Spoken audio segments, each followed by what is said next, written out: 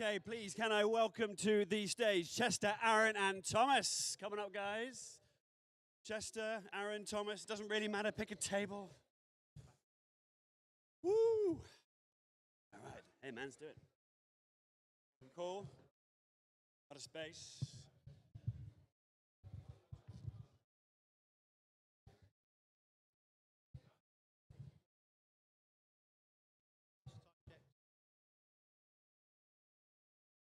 No, there's no clock.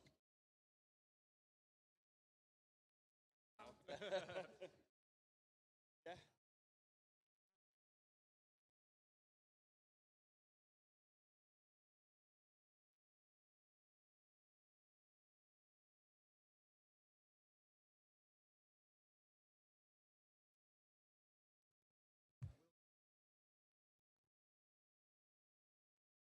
Yeah, exactly. Yeah, 4, 2, 1.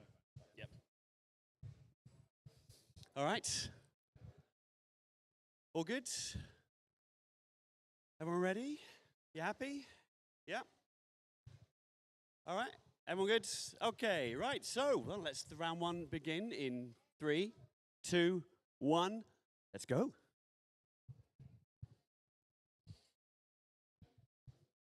All right, welcome everyone. Hello.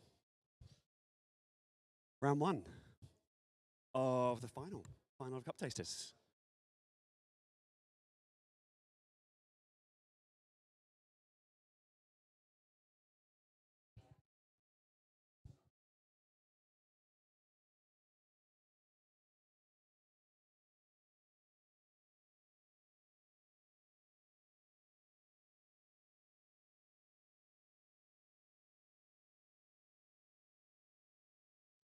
All right, so of course, welcome to everyone in the room, but of course, everyone, welcome to the live stream. For those of you viewing the live stream, welcome to a very slightly cold and slightly damp grey Glasgow, but it's beautiful. It's good to be here at the Glasgow Coffee Festival.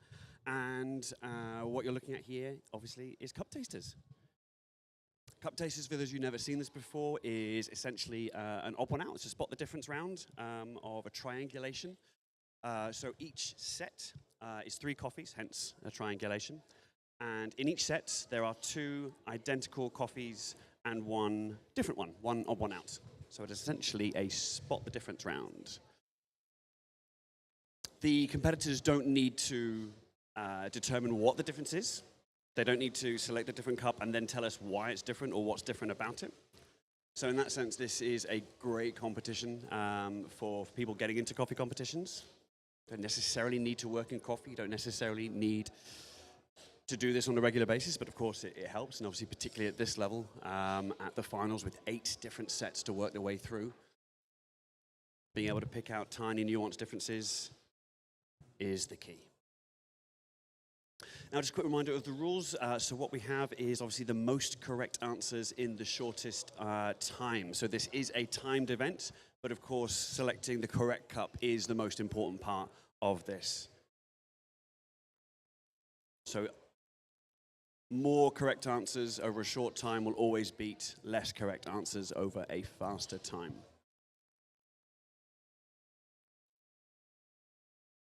You can see that all competitors start off with all cups in front of them with a line going from left to right. And once they have chosen the selected cup, they will pass it over the line. And once that is done, then that's it. There's no take-backsies. So that is your selected cup. So you can start to see some slightly different ways of approaching this.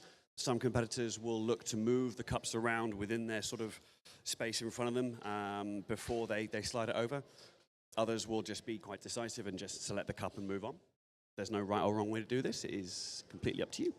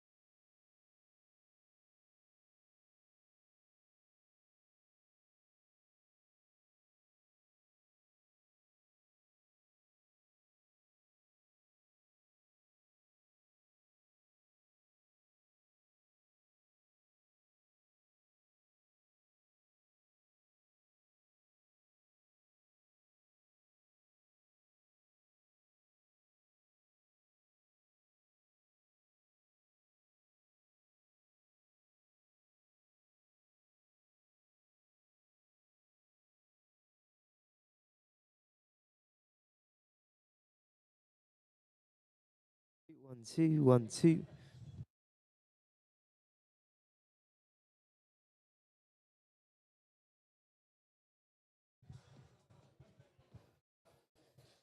All right. So we have obviously a complete set on blue. We have 7 out of 8 on yellow. Still plenty of time left. 8 minutes in total. Just coming up to 5.5 minutes gone.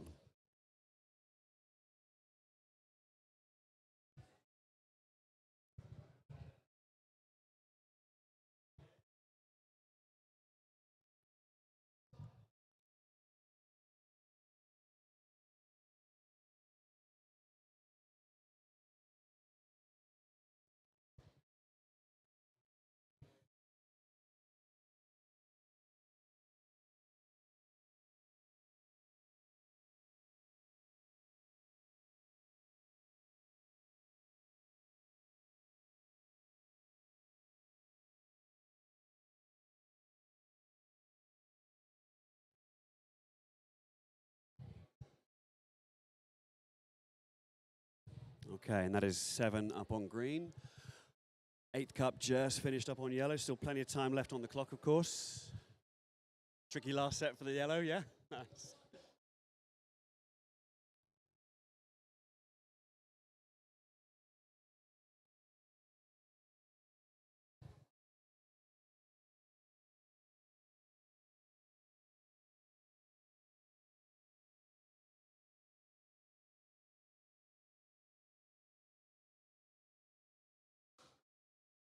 All right, and that's the last one time. Well done, everyone.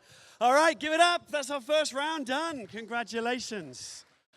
Amazing. Right, so we're just going to keep you guys on stage while we clear the cups that you've not selected. We're going to clear those off the table, and then we're going to do the big reveal.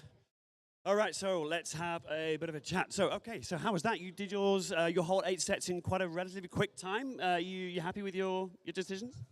Yeah, I think so. I mean, we'll know it, isn't it? Yeah, right. Like literally, we're going to find out in a second or so.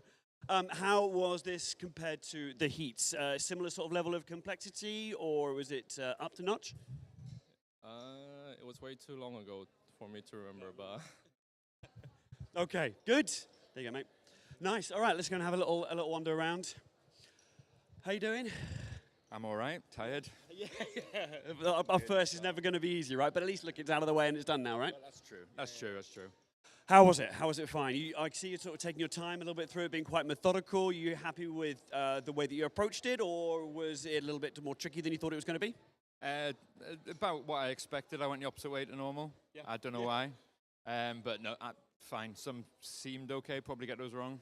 Right. So, we'll see. Okay. Nice. Good luck. All right. And it's sort of nice and methodical all the way through, but there was a last set that you took like quite a long time to make a decision over. I think it was this set over here. Any reason for that? Yeah, I kept it tasting the same until it didn't. Like the guys back there, are you sure you put 3 different, there's an odd one out? I had some doubts. Let's see how it goes, I guess, when we leave the cups. I was going to say, right, we're literally going to find out as we go in a minute. Okay, amazing. Right, we're just going to wait for these last ones to clear the table.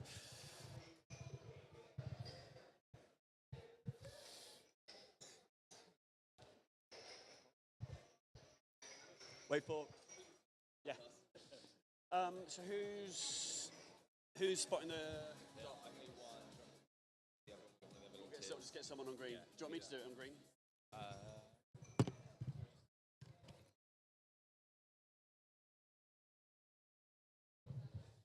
Okay, so we're just grabbing the spotters from behind the stage. So just a reminder for those that are watching out here and also on the stream. So the the coffee that was the odd one out on the underside of the cup has been marked with a gold dot. So rather than any kind of judging panel going away and deliberating on a score, we're literally going to find out right now. It's a bit like a penalty shootout for coffee. So we're going to lift the cup up. We're going to see if it's got a gold dot. If there is a gold dot, we're going to cheer wildly because it's an impressive thing. If not, we're going to be nice and sympathetic because it is a really tough thing to do.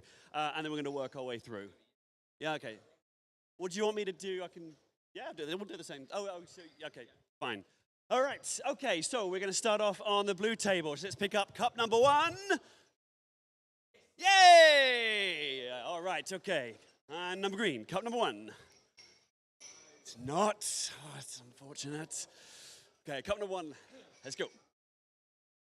It's not. Okay. Okay. Yep. Slide it back behind the tent. Stay on yellow as we're here. Save you running around. Save those knees. It's not.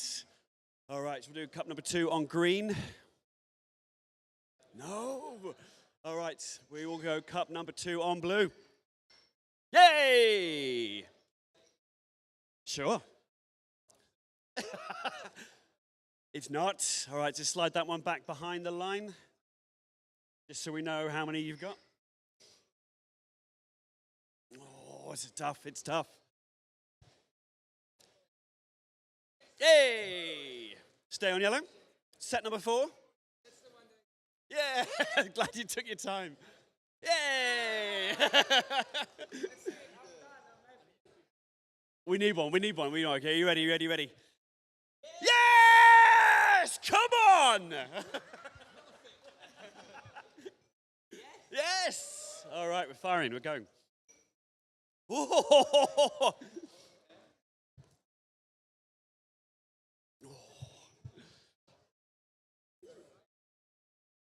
Yeah. It's not unfortunate. We did, yeah, exactly. Yep. It's not. Okay. Cut number 6. Yeah!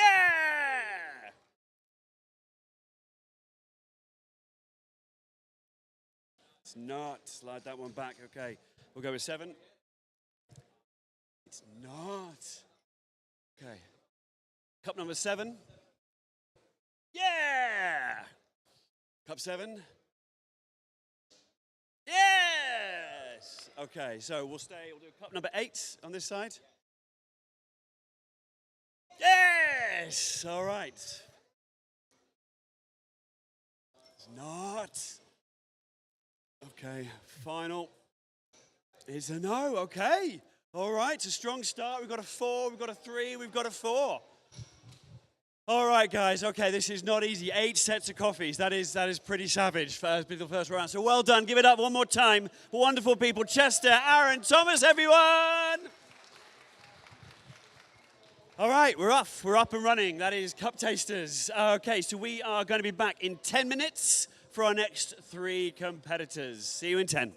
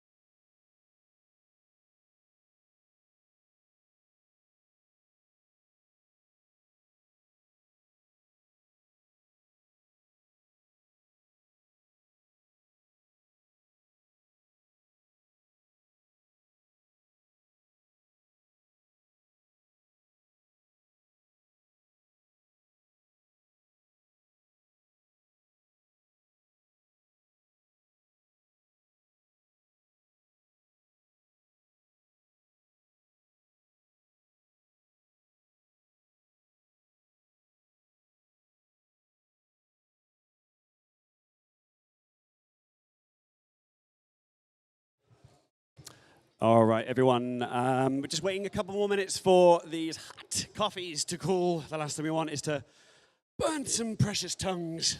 Tongues that hopefully are insured. Don't we? Can you insure a tongue? I don't know. Maybe you can. Cool. So, yeah, as we wait for these coffees to cool, just a couple of shout-outs. Our lovely friends at Lamazocco want you guys to know, and anyone that's in Glasgow tonight, that they're holding an after-party. So come along to the Social Hub in Glasgow from 6:30 tonight, where Lamazocco are going to host you some booze and some other fun stuff. So come on down. That'd be cool. Thanks, guys. Looking forward to seeing you there. As always, we're going to shout out to the sponsors. We have to, because without their donations of either good cold hard cash or time dedicated to this, things like these tables don't get here, things like these banners don't get up here, and people like us don't get to travel. So a big thank you, of course, as always, to Bun. There are some people behind the screen tirelessly pouring thousands of cups of coffee. So massive thank you to these guys. All the volunteers, of course, giving up their time to make sure all these cups of coffees get in. Big shout out to Britta for providing tasty, goddamn tasty water to make these lovely coffees with. Lamazocco, of course. Union for providing the coffee, and just a little note on that, these triangulations and the differences between them, literally no one here knows what they are. So there is no way we could influence even if we tried. The only person, or the only people that know what these differences of the coffees are of course, the wonderful people at Union Hand Roasted. So yeah, any queries, ask them. Who else have we got? Of course, we have Nizato Agency, an amazing graphic design agency, and so much more. Thank you to these guys for doing all the POS, all the banners, all the AV, and all the sound. Amazing people. And of course, Espresso Solutions for providing so much of the logistics that goes into getting all this stuff up and down the country to all the different comps. So big thank you to you guys. It is heartfelt and appreciated. Okay. It's going to check with old thumbs up Jonathan. I think we're ready to go. Okay, well, that's clearly enough from me, because you're not here to see me. You're here to see cool people do cool shit. So please welcome to the stage William, Andrew, and Don, everyone. Woo! That's right. William, grab you here. Thank you very much. Don on the far table. Andrew, hey, man, no worries. Take your time. Okay, so we're going to give you guys a half time, so a 4-minute, a 2-minute, and a 1-minute if we get that far in terms of time checks. Does anyone want anything different to that? You happy? Yeah, during, you don't have to sort of state before. At any point, you can do that. I'm going to be doing some gentle sort of murmurings around some stuff. Obviously, it's not to put you off, but just be aware that I'm going to be doing some chatting on the live stream, just explain to people what's going on. But obviously, we'll stay out of your way. Right, enough from us. Jonathan, you happy? Alex, guys on the timekeepers. Okay, right, your 8 minutes. Good luck, everyone. Starts now. Let's go.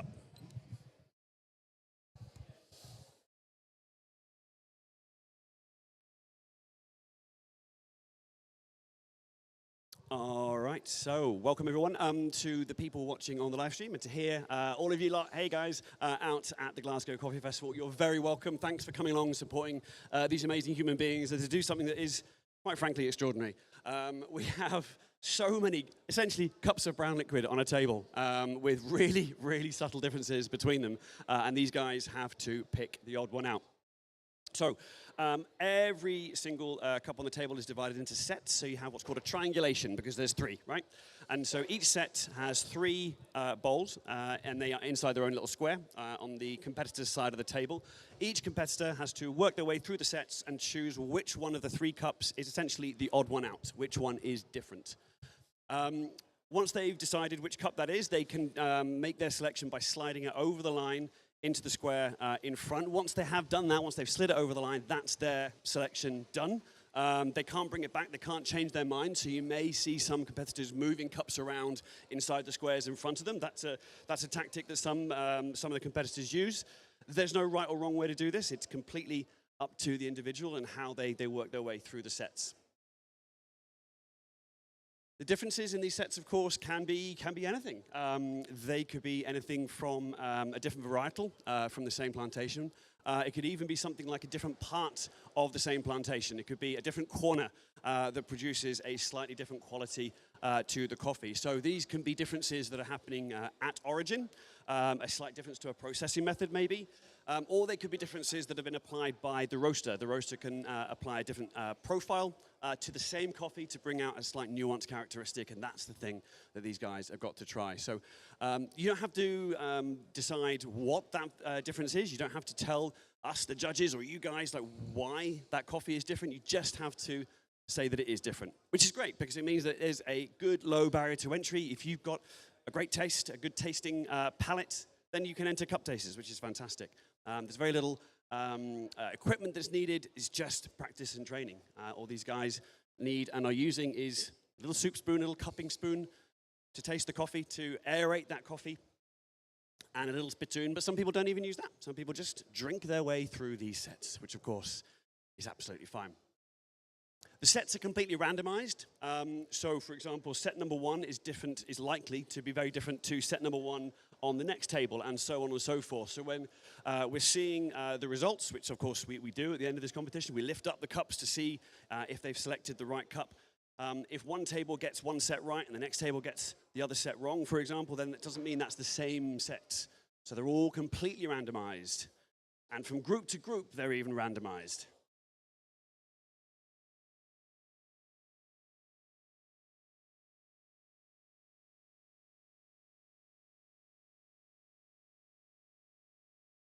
Okay, so we have 7 cups past the line on green, so potentially looking at quite a quick time here. Just a reminder to everybody, it is the most number of correct cups in the fastest time. So accuracy is, of course, the most important part here. 8 wrong cups in a really fast time obviously isn't going to get you that far, but 8 correct cups in a slower time will. But 8 correct cups in a faster time, for sure, will trump. So accuracy first, speed second.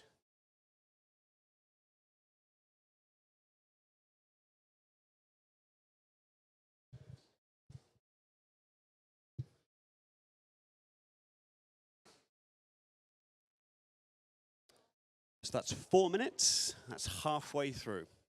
There's still plenty of time left. 4 minutes.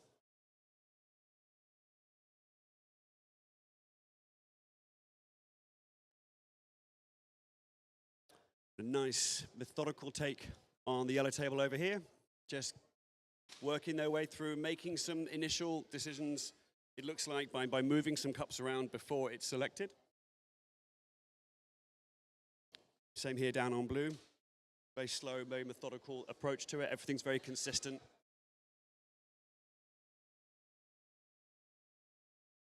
So much, of course, of this is inside the competitors' heads and minds as they're trying to make decisions based on senses. Palate fatigue can really start to get into it, particularly in the final where we have 8 sets. In the heats, of course, it was just 4 sets. With 8 sets, some people find that a little bit easier to work their way through, others a little bit more challenging. Temperature can start to play a role. Obviously, as time ticks on, the temperature of the coffee will change. That can change your perception of the flavors inside the cup, so that's something that the competitors need to factor in.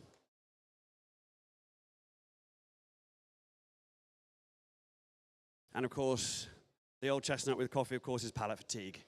Okay, that's done. We have a complete set on green. We have 7 out of 8 on yellow.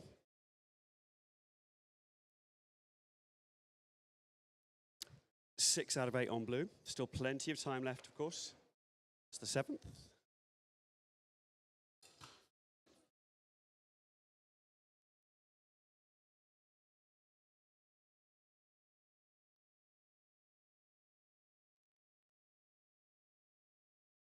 All right, that's complete on blue.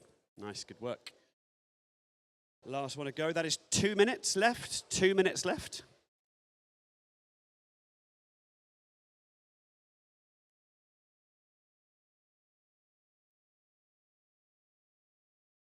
And that's our complete set. That's time on all tables. All right, give it up, everyone. That is time. Woo!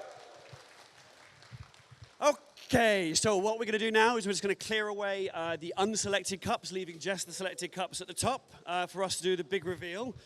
In the meantime, William, how was that, my friend?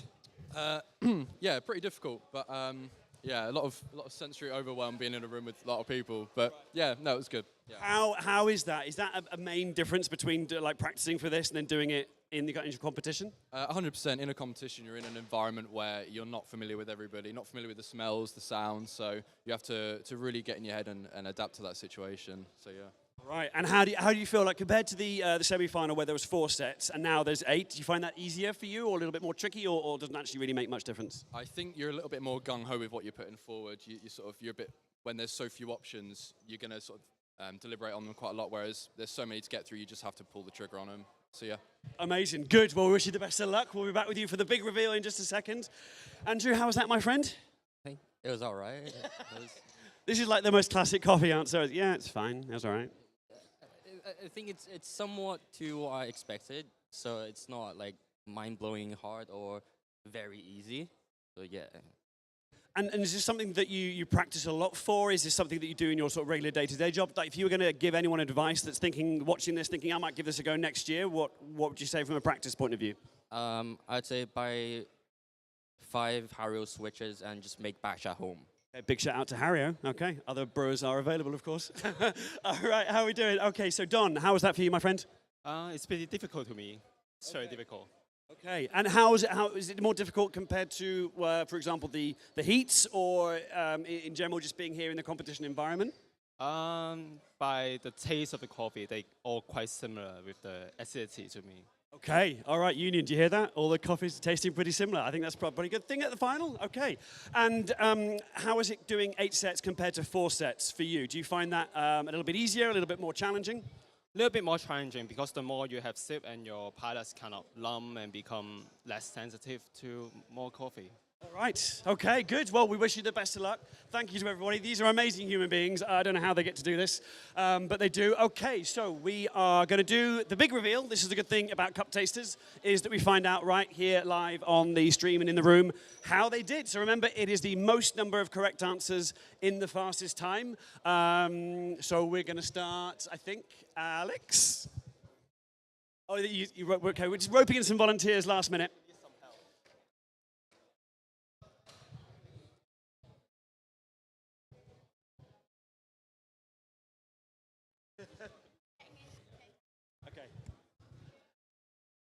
Okay, awesome. Okay, so we're going to start with set number 1 on the yellow table. It is not, unfortunately. Okay, so we're going to slide that back.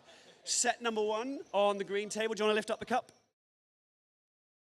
No, it's not, unfortunately. We're looking for a gold dot, of course. Set number 1, once Dan's finished hugging. It's not. Okay, now remember, these are different sets.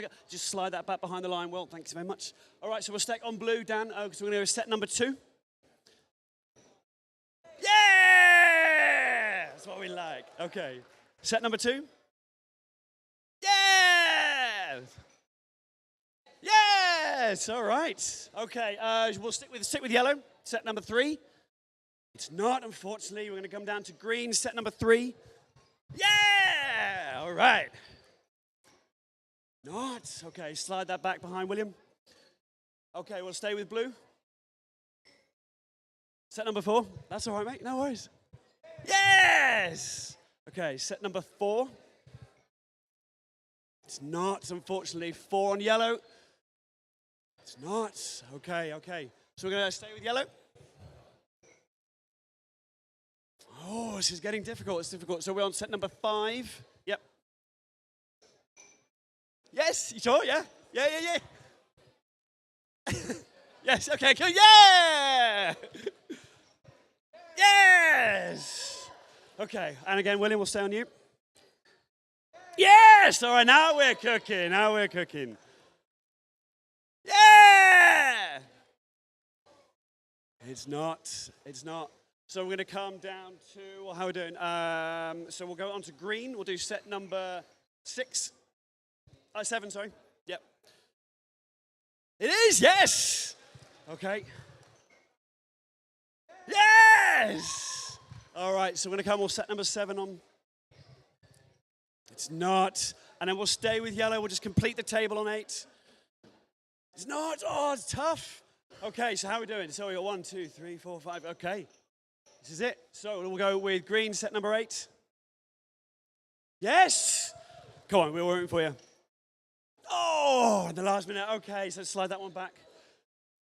All right, there we go. Thank you so much. Okay, one more time. This is an amazing feat of palate and tasting. Please give a wonderful, warm welcome. Give a wonderful congratulations to William, Andrew, and Don, everyone.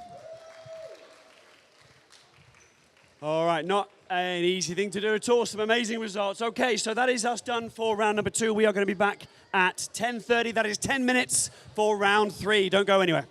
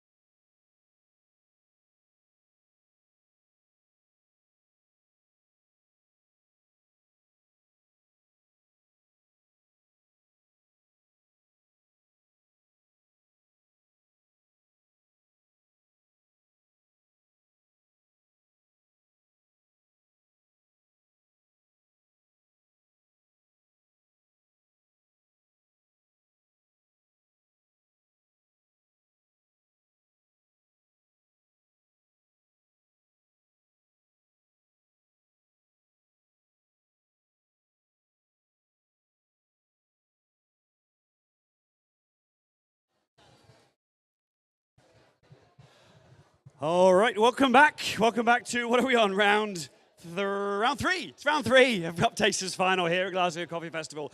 So please, let's get it underway. But a warm welcome up to the stage, Tim, Shan, and Matthew, everybody. Woo. Okay. All right. Good. Okay, so feel free, guys, to give a shout for time anytime you like, but we're going to give you a 4-minute time check, a 2-minute, and a 1-minute. But obviously, if you want anything else in between, then just give us a shout.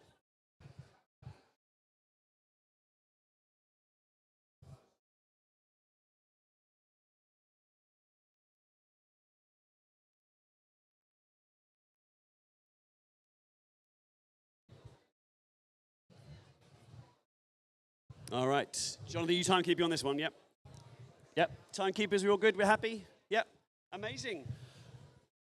Contestants, hate calling it that. It's like a game show, but everyone happy? You ready? You're good to go? Yep. All right, so let's cup in 3, 2, 1. Let's cup. All right, and we're off.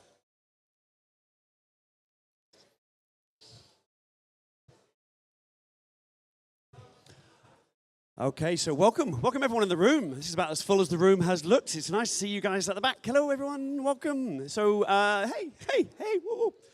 So this is cup tasting. I'm not quite sure who in the room knows what the hell they've just walked into and what they're looking at on stage. So those of you that aren't sure, and for anyone that's just joining on the live stream for the first time, let me explain what's going on. So we have in front of each competitor 8 sets. Each set contains 3 coffees, a triangulation. And in one of these sets, there is a coffee that is odd. So 2 coffees are identical, and the other coffee is different. What the differences are, literally no one in this room knows. Only the roaster that supplied the coffees knows these differences. And so what the competitors have to do is to work their way through the sets and basically decide which is the odd one out, which coffee is different. Once they've decided, they slide it over the line, just like we have here on blue, and that is their sort of final decision. That's their decision done. They can't bring it back over the line. They can't change their mind. So you may see some competitors move the cups around in the squares in front of them as they sort of start to think of which one might be the odd one out before they make their final choice. There is no right or wrong way to do this, of course. It's completely up to the individual and how they go about working their way through. The good thing about this competition as well, from an entry perspective, is that you don't need to know what the differences are. You just need to tell that there is a difference. So there's no extra points for telling the jury or the judges whether it's a difference in varietal, whether it's a difference in processing, a difference in the roast profile, or whatever it might be. You just need to select which is the odd one out. And of course, it's great to entry because there's very little equipment that you need. You don't need big, expensive espresso machines. You don't need access to a cafe to work through these kind of complex barista routines. It's just about tasting. So you can do this at home, get a load of coffees from different roasters perhaps, and start working your way through tasting different cups of coffee. You'll notice, of course, that cupping bowls on the table are black, and even the white cupping bowls on the outside are often always black on the inside. And that's because you don't want to show the color of the coffee, because then we can be persuaded in our minds. If we're going to pick up a spoon or we see a cup that's on the table that's particularly dark, then we're automatically going to make some assumptions, likely that that coffee is going to have sort of darker, more roastier flavors, for example, which isn't necessarily true. You need to rely on your palate, on your sense of smell, your sense of taste, and then combining the smell and the taste together to, of course, create flavor.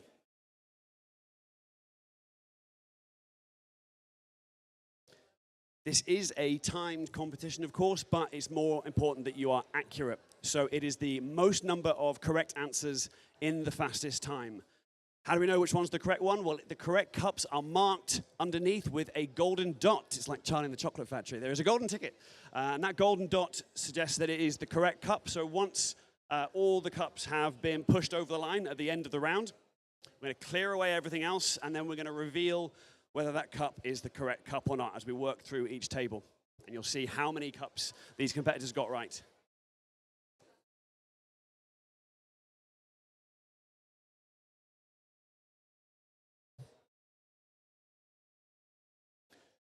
The differences between these coffees can be very, very subtle. It's the final, of course, so it's not going to be an easy thing to do. This is pretty challenging. After all, these are all just cups of black coffee.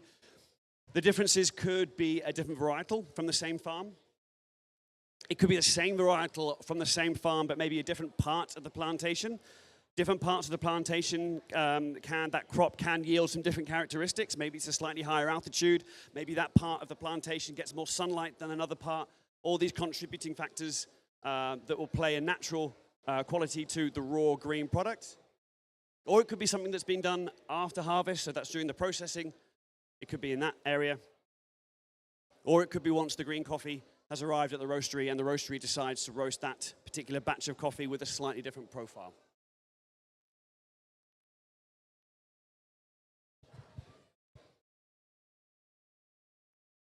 So that's 4.5 minutes gone, 3.5 minutes to go.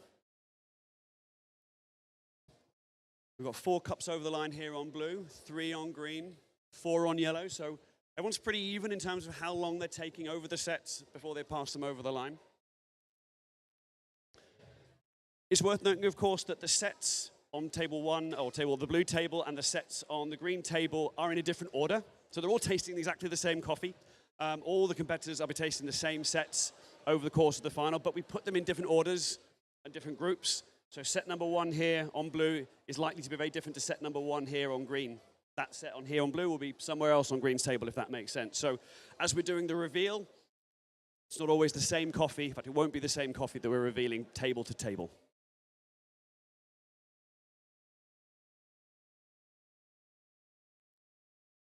So we have 5 on yellow, 5 on blue, 4 on green. Very steady pace for everybody.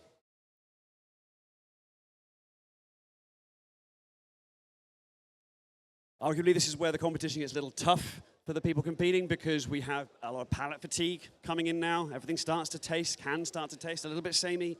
You might start to second guess yourself a little bit. And of course, this cup of liquid that's, 6 minutes in now, these little cups will be starting to cool slightly.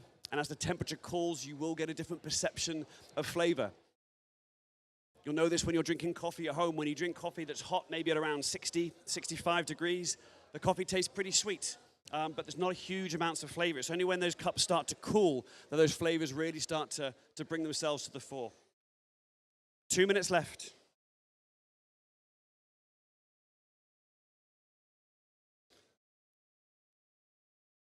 All right, we have a complete set on green. Just 1 left on yellow. And 1 left on blue, none left on blue. Blue's complete. Nice job.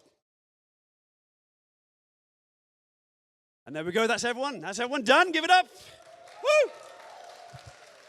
Oh, that's it. It's over. It's done. Congratulations. Well done, everybody. All right. So what we're going to do now, we are just going to clear away all the cups that weren't selected, that weren't pushed forward, leaving just the selected ones. And then we will do the big reveal. And we'll find out how these guys did. How's that, my friend? Nice. Good coffee, yeah. Nice. Tasty? Yeah, very nice. Good. How do you find, obviously, in the heats, we did it with 4 sets, and the final is now 8 sets. Is that different? Is that easier, harder, or how is it for you? Personal, I think, was the same, because you compete from yourself. You never compete with other competitors. And do you find that you start to get more palate fatigue when you're working through this amount of coffees, or in sort of 6-7 minutes, which is the time you took to complete, your palate's still pretty good? Because I feel a little bit through, so I hope I get to try my best, whatever I can. Of course, we'll find out in a minute. Good luck. Good luck. How was that for you? It's all good, all good. All good, all good. Amazing. Nice to drink cups of coffee. Again, I'm always interested, how do you find working through a larger number of sets in the final compared to a smaller number in the semis? I forgot the last time as well. It was a long time ago, right? Yeah. Okay, good. And are you pretty confident? Were the differences a little bit obvious to you, or quite subtle to you, or somewhere in the middle? Middle. Yeah, middle. And if there's anyone watching this, either out in the audience or on the live stream, that wants to get involved with this, maybe they think they want to give this a try, what's your advice? How do you practice this? I didn't really practice. Didn't really practice. Okay, well, let's find out if that bears fruit. So if this is a really great set, you at home, you don't need to practice. It's all good. Good luck. We hope you do really well. Whew, done. You're done. How was that? It's hard. Yeah. They all start to taste the same. Cool. And again, how is it on the palette side of things? You got 6.5 minutes to go through the entire set. Does it get more difficult? It's hard, yeah. It's hard to choose. And how do you practice this? What is the best way of kind of getting ready for something like this? Practice more, then drink more. And is it harder doing it in a room full of people watching you than it is doing it either at the cafe or the roastery or at home? When you focus, it doesn't matter. Okay, 'cause you're literally head down at the table in front of you. All right, the guys just melt away. Okay, all right. Well, we wish you all the best. Okay, so again, for those of you that haven't seen this before, the correct cups have a gold dot on the bottom of them. So we're going to work our way like a penalty shootout of coffee and see which cups are correct. All right, so Luca, we're going to start on blue. Set number 1. Yeah! All right, set number 1 on. Yes! Okay, set number 1 on yellow. Yeah! Good start. Whew. All right, set number 2. It's not, so just slide that behind the line. Number 2. Yeah! On yellow.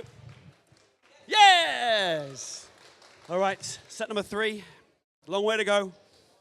Yeah! Number 3. No, it's not. Okay. Set number 3. Yes! Oh! Okay. Number 4 on blue. It's not. All right, number 4 on green. Yes! Woo! 4 on yellow. Yes! Oh, we are firing on yellow. Okay, set number 5 into the second half. Yes! All right, set number 5 on green. Is that a yes? Was that it? Yes! Oh, bigger thumbs up. Set number 5. It's, oh, the first miss. The first miss. Okay, so what are we on? Set number 6? 6. Yeah! Set number 6. Yes! It's not. Oh, it's a tough second half for yellows. Okay, we're going to come back to 7 on blue. No, it's not. Okay, we're sticking with 4 for the moment. Yes! Look at this! Woo! Yeah! All right, so we're going to finish with the last set on blue. Yeah! Great result. Okay, can we make it 7 out of 8? No. Okay, could this be our first 7? Our first 6? Yeah! All right, so we have a tie on correct cups. Obviously, that will then go down to time, which one of these tables are at the fastest time. But that is cupping, that is cup tasting. So please give it up for these wonderful human beings. That's Tim, Sean, and Matthew, everybody. Well done, guys. Fantastic job. Really, really well done. Good. There you go, see? Don't need to practice. All right, so we will be back, obviously, for round 4. That is coming up at 11 o'clock for more cup tasting. We'll see you soon.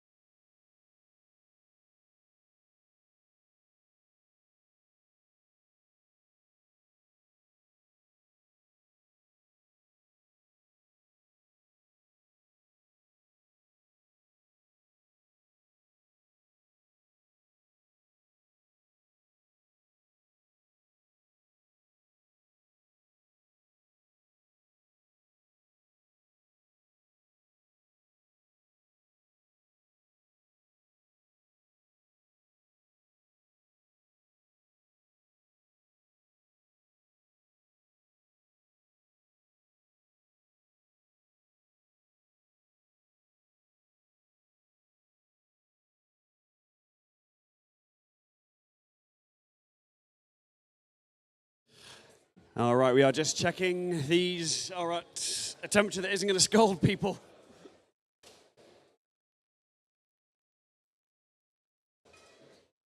Ready for barbecuing? Yeah, we're good. We're good. Yeah, the grill is ready.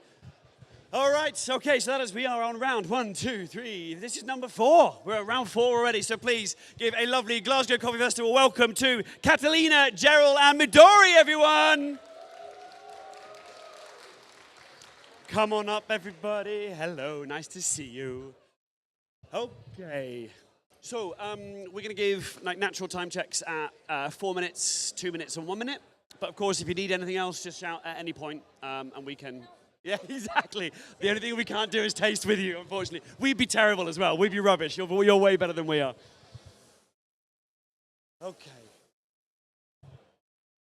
Any questions before we start? We're happy on. You ready on time? Ready on time? Ready on time? Okay, so that's us. Okay, so without further ado, let's get these guys in and tasting. Let's cup in 3, 2, 1. Let's go. And we're away. We're off. Like coffee jockeys in a very strange horse race. All right, so welcome everybody. Welcome to everyone in the room. Hey, Glasgow Coffee Festival. Welcome to everyone on the live stream. You are very welcome to join us this morning. We're still morning. It's very hard to tell. This is Cup Tasters. Not only is this Cup Tasters, this is the Cup Tasters final. Today, well, it's the semi-finals technically, and then tomorrow is the grand final. So we have 36 competitors today. An amazing number of human beings testing their coffee tasting skills to the max.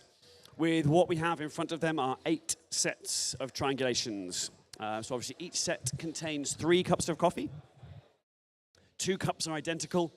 1 cup is odd one out. And all they have to do is select which cup they think is the odd one out from that set of 3 and slide it over the line. That's their selection. We'll find out at the end whether that selection is right. So they're going to make their way through 8 different sets. The sets on the blue table are in a different order to the sets on the green table and are a different order again to the sets on the yellow table, but all of the coffees are the same. So each competitor in front of you right now, but also each competitor throughout the semi-finals today will be tasting the same sets of coffees. The differences could be anything. Literally no one here at the festival knows what the differences are, only the roaster does. We have the answers and we know which cups are which, but in terms of we're brewing them backstage, they're all being brewed on exactly the same equipment. So every coffee is being brewed on the same grinder, being brewed into the same thermos glass using the same amazing bun equipment. Thank you, Bun, for supplying these. So we can ensure consistency not only from set to set, but also from competitor to competitor and brew to brew. So everything is exactly the same.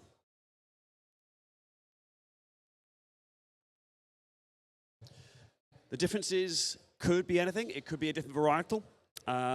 So it's going to almost certainly going to be the same species, but it could be a different varietal. Could be a different quality to the processing method. Could be from an adjacent plantation, for example, an adjacent farm from the same country. It's not necessarily the same origin, but it's likely to be because there are going to be very small, subtle differences. It could be a different part of the same plantation. Obviously, plantations may sit at slightly different altitudes, so you may have an area of that plantation at a higher altitude, giving you slightly different qualities to that coffee. Or it could be an area of the plantation that receives different qualities throughout the year, maybe more sunlight, a little bit more rainfall, slightly different temperatures. And again, this will have an impact on what is, of course, a natural product. Or it could be the roastery. The wonderful people at Union that have put these coffees together may have selected slightly different origins or slightly different green coffee sourcing, but also maybe a slightly different roast profile to apply to the same coffee to bring out that difference out. So we can see some slightly different techniques with this set of competitors. For example, we have quite a quick element to blue here by making some choices and putting them across the table, compared to contrasting maybe to yellow, who's taking a bit more of a methodical approach. There is no right or wrong way of doing this. It doesn't necessarily mean that one is going to do better than the other. It's all down to the personal competitor. Palate fatigue, of course, can play a big part in this as you taste your way through the coffees. they can start to taste a bit samey. Some people find that it's pretty consistent all the way through, and actually doing this in 6-7 minutes is still perfectly okay on their palate. The semi-final round were 4 sets, and here in the finals, of course, it's 8 sets. We're just a little over halfway. That is just over 4 minutes gone. We've almost got a complete set table on blue. We have half completed on green and half completed on yellow.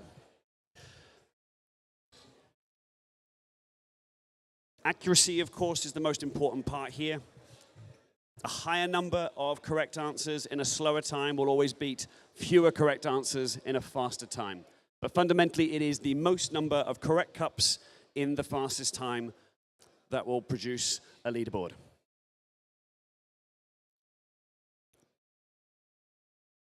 So green table here, just taking a little bit of time, just rinsing the palette out, just taking a pause, recalibrating, resetting before going in again. That's a complete set on blue. Fantastic. Good work. Good job.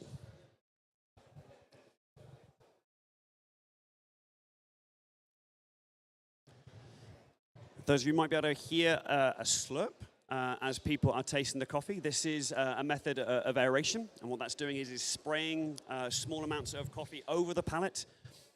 And for a lot of people, that gives a better sensation about what you're tasting. There's a few different elements to sensory, of course. There's what the coffee smells like. 4,000 different aromas we're able to detect the differences of. There's what the coffee tastes like, but of course, remember, there's only 5 basic tastes, and in coffee, the ones we're really looking for are sweetness, acidity, maybe bitterness, maybe some saltiness. Umami, our 5th taste, is generally not around too much in coffees of this style. And then, of course, you're combining the aromas, you're combining the taste, and that produces flavor, of course, so what the coffee tastes like. There's also an element of tactility, what the coffee feels like as well, how it feels on the tongue, how it feels, the mouthfeel of a coffee as well. Now, of course, these competitors don't need to analyze the coffees in that sense. And there's a complete set on green. Okay, everyone, well done. Woo! There we go. 24 cups of coffee selected. All right, so what's going to happen now is the wonderful team are going to clear away all the cups that weren't selected. Clear them off the table, and then we're going to find out in just a few minutes who got what right. Like a little penalty shootout of coffee. Okay, Catalina, how did it go? How was you? Quite a quick time, I think, on all of yours. Is that just the way that you taste coffee generally? No, not necessarily. I just wanted to go against kind of like overthinking, because I feel like that's where it usually goes wrong. So I was like, as soon as I feel like something's different, just check it out of the way. Don't think about it. And the more sets that you do, obviously 4 sets in the heats and 8 sets here, is that where overthinking can come into it a bit more, or is it the same whether it's 4, 8, 12, or however many? I actually think, I might be wrong, obviously, but to me it's easier when there's more coffees, because my palate has more time and more coffees to get accustomed to. When it's 4, it's like, oh, the pressure's on. It's just like 4. Okay. Right, because like each coffee is 25%, right? Yeah. Okay, exactly. All right, well, wishing you best of luck. We're all rooting for you. Good luck. How's that, Jerome? Quite a range, I would say. But I think, yeah, we'll see the results. Can't say for sure. But yeah, I'm pretty happy with what I've selected. And what's it like competing in like an environment like this compared to at the cafe roastery or at home where you practice? Is it different? I wouldn't say so. The tables are actually the correct height, because at home I have to lean over a little bit more. Yeah, it's a little more troublesome. But now, like when you're in the zone, you just block everything out and just put the cups forward. Okay. Wishing you the best of luck. How was that? Hey, I'm good. How are you? Yeah, good, thanks. So smiley. You're always so happy. Tasty coffees, at least. Yeah, it was good. Yeah, thanks. Yeah. So quite a sort of slow, methodical approach. Is this the way that you approach all cuppings and tastings? Are you quite sort of metronomic, or does it really depend on what's in front of you? So no, for the cup tasters, I basically decided that this is like a best way for me, because like the first time I go through, like maybe I was like panicking or I'm nervous or something, and then I pick the wrong one. So like, rushing is like always like I make a wrong choice. So I always at least go back twice Okay. Yeah. And do you play around in the space here, like by making some moves, or is it always in your mind which cup is the one that you want to select? Yeah, basically, yeah. But yeah, so as long as you don't lift it up, it's fine, right? So yeah. You're fine, don't worry. Okay, I think we're good. All right, let's put these wonderful humans out of their misery. I'm sure they're all waiting to find out how they did. So we have our gold spotters. So again, for those of you that haven't seen this before, the correct cups have a gold dot on the bottom of them. So we're going to lift them up and find out if they're right. If they're right, they're going to stay in front of the line as they are. If they're wrong, the competitors are going to slide them back over the line so we can see who got what right. This is not easy. So let's go. Okay, we're going to start with set number 1 on blue. Catalina, do you want to lift up the first cup? Yeah! All right. Set number 1 on green. Yes! No pressure now. Yes! Okay. All right. So we've all got one right. That's good. Everyone's happy. Okay. Set number 2. It's not embarrassing. No one's embarrassed themselves. It's not. Okay. 2. Yeah! All right. Na. Yes! Like the Euros all over again. Okay, set number 3. Yeah! Yeah! Yes! Okay, all right, set number 4. It's not. Okay. Yes! All right, 4 out of 4. Another 4 out of 4.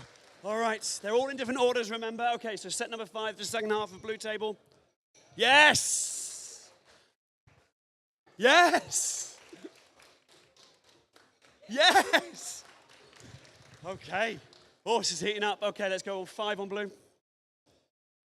Yes! It's a good score. It's a good round. Okay, yes. Oh! Okay, we're going to go with penultimate 1 on blue. Oop. No. Okay. Yes! Yes! Okay. Okay, we're going to go for the last cup on blue. Let's see how we do. It's not. This is still a good score. All right, this is it. Could this be the first 8 out of 8? Oh, a little bit nervous. Okay, so on green, let's go. Yeah!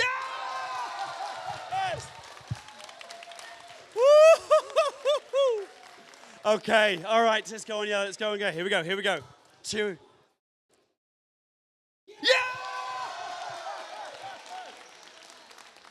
Unbelievable. You see, who thought coffee tasting could be that exciting? Wonderful. Really, huge congratulations. That is not an easy thing to do. This is a really tough challenge. So please give a wonderful round of applause for Catalina, Gerald, and Midori, everybody.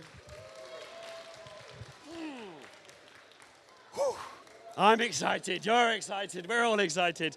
All right, so that is us. We're going to be back for another round, another set of amazing competitors at 11:30. Join us again in a little over 10 minutes. We'll see you soon.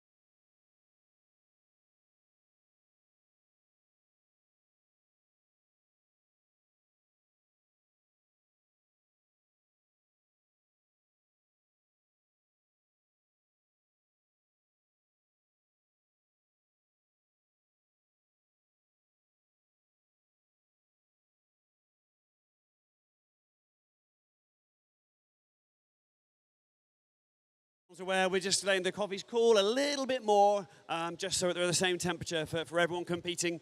So welcome everybody. What are we on? Well, 1, 2, 3, 4. It's going to be round 5. Can you believe it? Round 5. So before we get underway, just want to say a massive thank you to everyone that's coming along and supporting these fantastic competitors here in the room at the Glasgow Coffee Festival and also on the live stream. Your presence is very welcome. So thank you for joining us.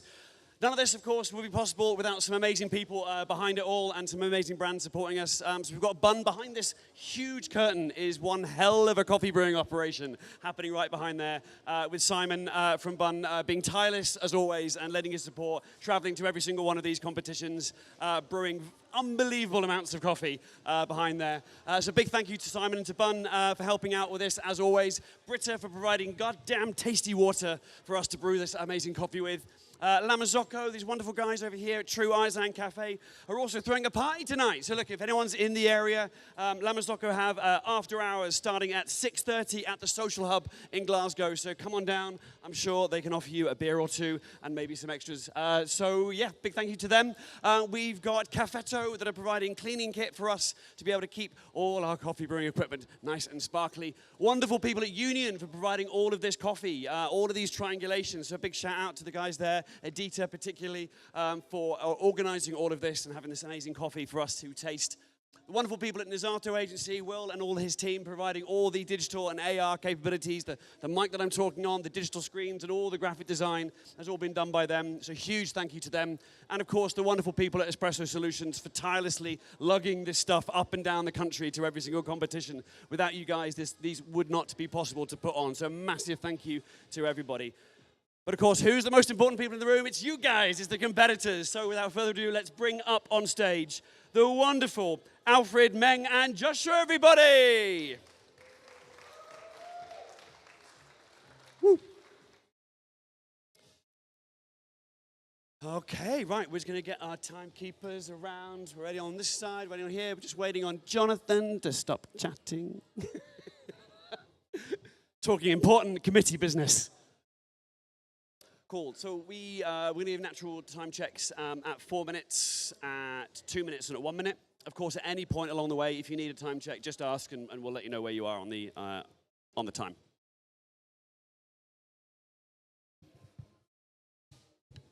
Okay. John, you ready? Yep. Ready over here? Okay.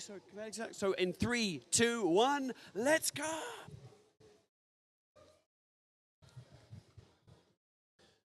Okay, so laser focus as we start going through this round. So we have 8 sets of triangulations on the table in front of each competitor. For those of you that are just joining us here in the room and on the live stream, wondering what the hell you've just stumbled into, yep, these are grown adults tasting vast quantities of black coffee, trying to work out what the differences are between the sets. So in every marked out, taped out square, you've got 3 cups, that's a triangulation. 2 cups are identical, and 1 cup is different. And all these guys have to do, I say all they have to do is choose the odd one out, essentially.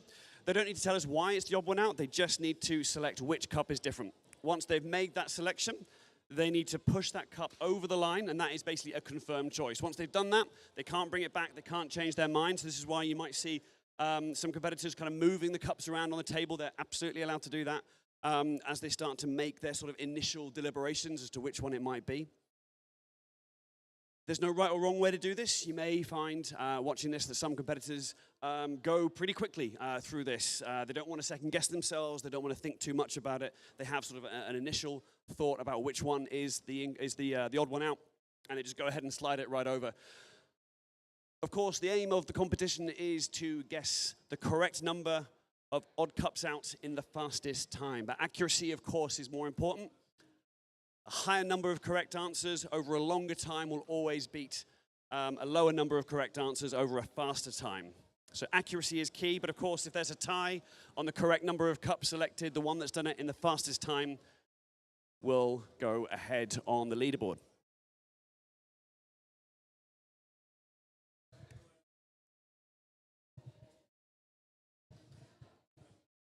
Like a lot of tasting in other areas as well, like tasting in wine or tasting in spirits or anything like that. It's a multi-sensorial activity. Often it's whatever it is that you're tasting, it's what it smells like. Sometimes what it looks like. Generally in coffee, we kind of remove the visual sense from sensory exercises, particularly in cuppings like this, because you don't want to influence yourself over something that may have a darker color, for example. You might start to automatically assume that that coffee will have sort of darker, more caramelly flavors, for example. So that's why the inside of all cupping bowls are black, so you can't see the inside of the cup. And even at the sort of the highest level of this is sort of like Q grading sort of levels. You even do these cuppings and calibrations in what's called a red room, which is where the only light that's on is like a photographic developing studio. Like it's just a red light, because what that does, it removes, again, all color. So you can't be influenced from that sense. But of course, you're relying on your sense of smell, what the coffee smells like. We're able to distinguish between 4,000 or so different aromas, so it's a highly sensitive sense of smell. We then have what the coffee tastes like, and we've got our 5 basic tastes: sweet, sour, salty, bitter, savory, of course. And in coffee, we're generally looking at just that acidic note, the sweet note, and maybe the bitter note. And then we're combining the sense of smell with the sense of taste to create flavor. So you can start to see we've already got slightly different approaches to these sets. We've got 7 out of 8 cups already selected on the yellow table. Still yet to have a cup forward on green and just the 1 cup forward on blue. Again, that isn't a good or a bad thing. It's just different ways the competitors like to approach this activity and this exercise.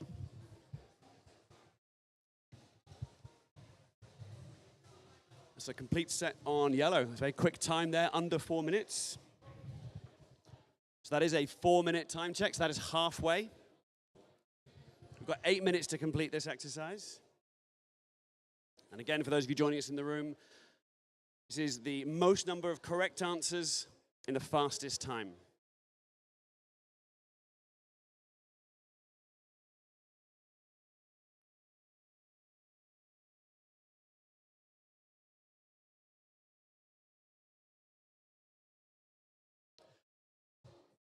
The differences between the coffees could be anything. No one here actually knows what they are. Only the roaster that supplied the coffee, that sent the coffee up for us, knows the differences and has written out the triangulation. So we're following a formula, but we don't know the differences exactly. They could be anything. Could be a different varietal of species inside the cup. Could be a different, slightly different element to the processing that coffee went through at origin. Could be a different part of the same plantation. So you can have one coffee from one part of the plantation and then another part of the coffee selected from a different part. That other part of the plantation could get more sunlight, for example, or could get slightly different, more climatic conditions throughout the year. That's going to have a mild, subtle difference on the way that a coffee is going to taste. And of course, it could be the roasting. So at the roastery, creating slightly different roast profiles will obviously bring out slightly subtle different flavors and different qualities. But the good thing is that it doesn't really matter what these differences are, because you're not required to tell us. It's not part of the competition is to describe what the difference is or where that difference came from. You literally just need to pick the odd one out. So if you're watching this thinking, I've been told I've got a pretty good palate, or I think I've got a pretty good palate, then yeah, absolutely, you too can get involved in cup tasters. Don't need a lot of equipment, just need access to some coffee. You can do this at home, you can practice at home. Get yourself a soup spoon, will be good to start with, just a small sort of shallow spoon that allows you to get a little sample to slurp and taste the coffee. And it's literally a sense that you can just sort of start to dial in. Okay, we have a complete set on blue. Still a good amount of time left on the clock, still over 1.5 minutes to go.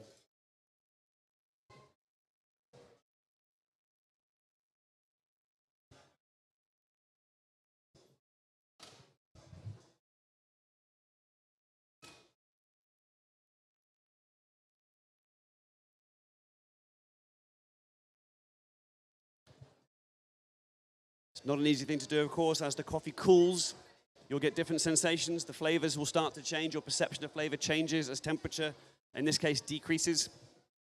And there we go. That's the final one. All right, that's it, everyone. Give it up for these wonderful human beings. Woo! Yeah.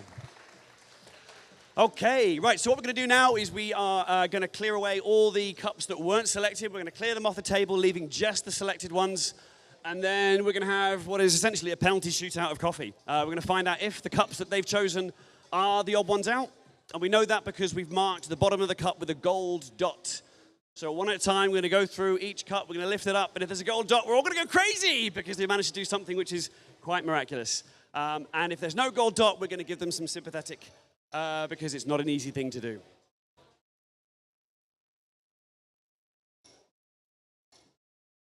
Nice. Okay, so we're just going to clear that away. How's it going? How was that? How did you find it? Hard. Pretty hard, actually, yeah. It's a lot more lighter than I was practicing with.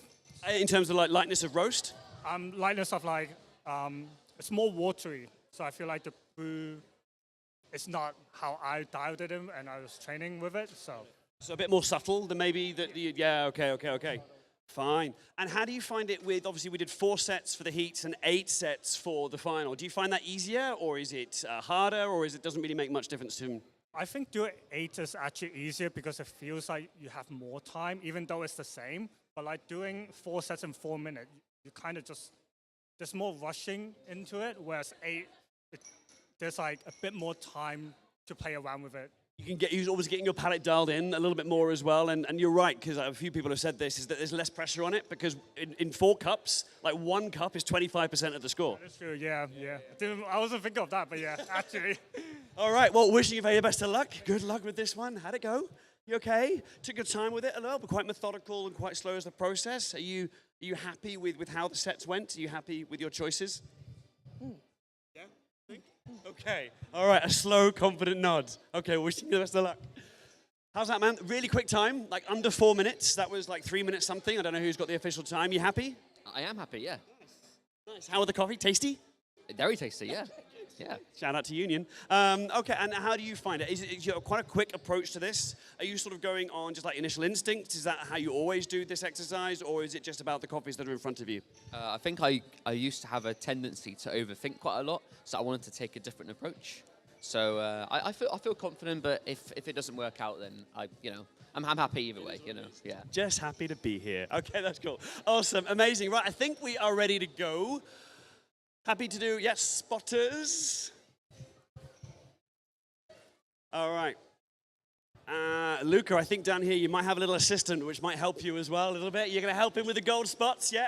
So if you see a little gold spot, you're going to hold your thumb up in the air and go like that, yeah? And if you don't see a gold spot, you're just going to look and go, yeah, all right, okay. Right, so we are going to start with set number 1, blue table. Let's go.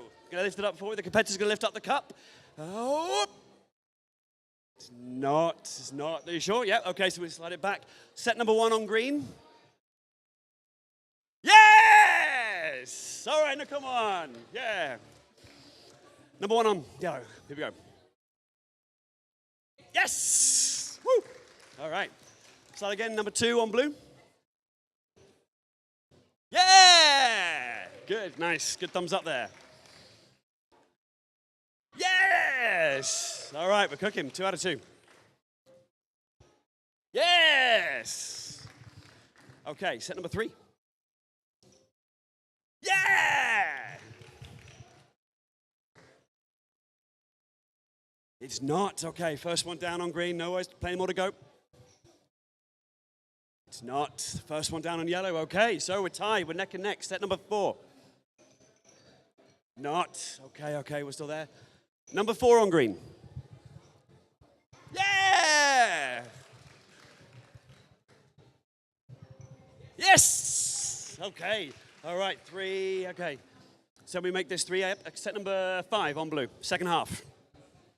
It is, yes! Okay, we're neck and neck. Set number 5 on green. Yes! 5 on yellow. It's not. Okay, so we've got a 3, a 4, and a 3. We're going to set number 6 on blue. Yes! All right, picking it up. Yeah, nice. 4. Okay, set number 6. It's not. Okay, so we have a 4 and a 4. We're tied. Set number 6 to tie with 4. It's not. Okay, so yellow stays on 3 for the moment. We're going to stay on yellow. We're going to go with set number 7. Yes! Okay. All right, so that's our 4. We're going to go back to set number 7 on blue. Can this be 5? It is! It's 5! Okay. Set number 7. It's not. Okay, so we stay on 4. So we're going to go, can we make this 5 on yellow? Yes! Okay. All right, so we're going to go on green. Can we get this tie on 8? Go. Yes! Okay, we've got 5. So here we go. Can we go? Can we beat it with 6? No! Oh, okay, so it is a tie. It is a tie. But of course, this will now come down to time, which we will look at, obviously, in official timesheets, and we go from there. Good job, gold spot botting at the front. Thank you, everybody. That's that for Cup Tasters. Thank you. Big hand for these wonderful human beings. Give it up. We will, of course, be back in about 10 minutes' time for the next round. Same coffees, different competitors to see how they get on. We'll see you soon.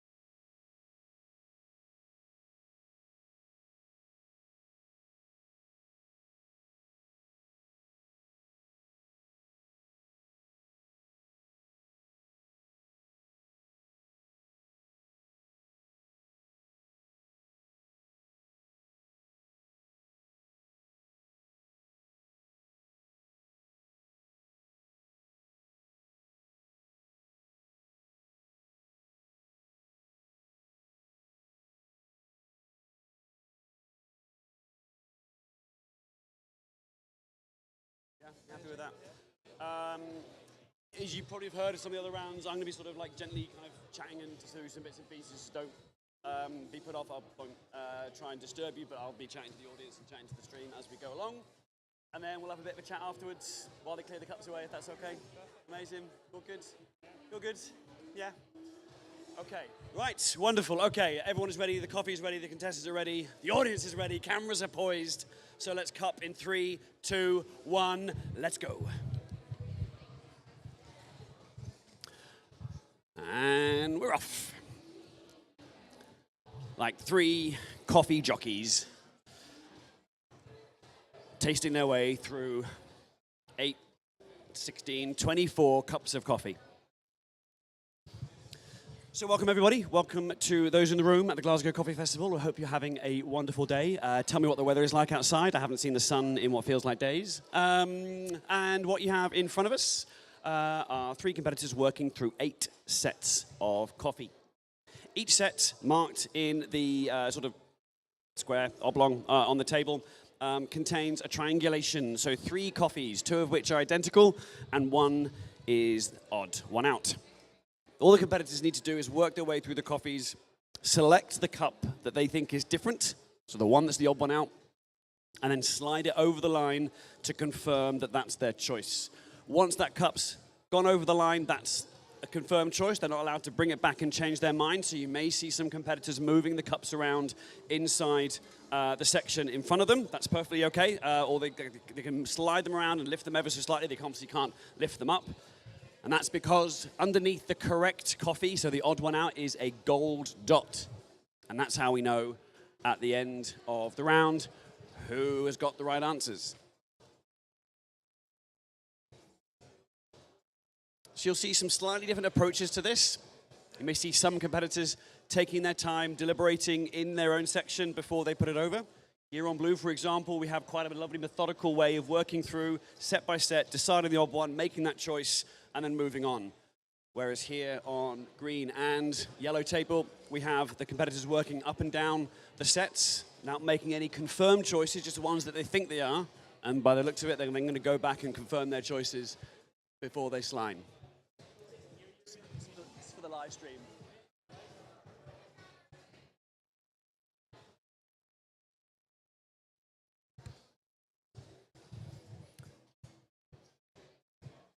So we've got 7 out of 8 confirmed on blue. Still some choices to make on green. And still some choices to make on yellow.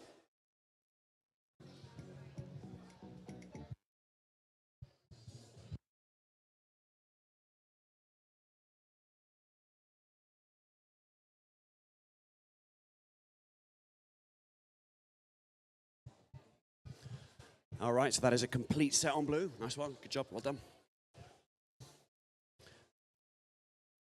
And of course, the object of the whole competition is the most number of correct answers in the fastest time.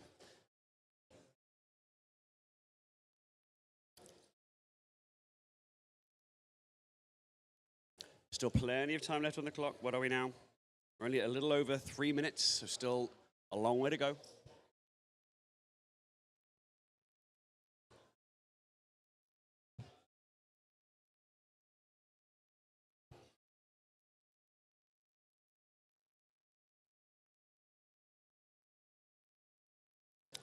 Back towards the second half of the time, we might start to get some competitors feeling a little bit of palate fatigue.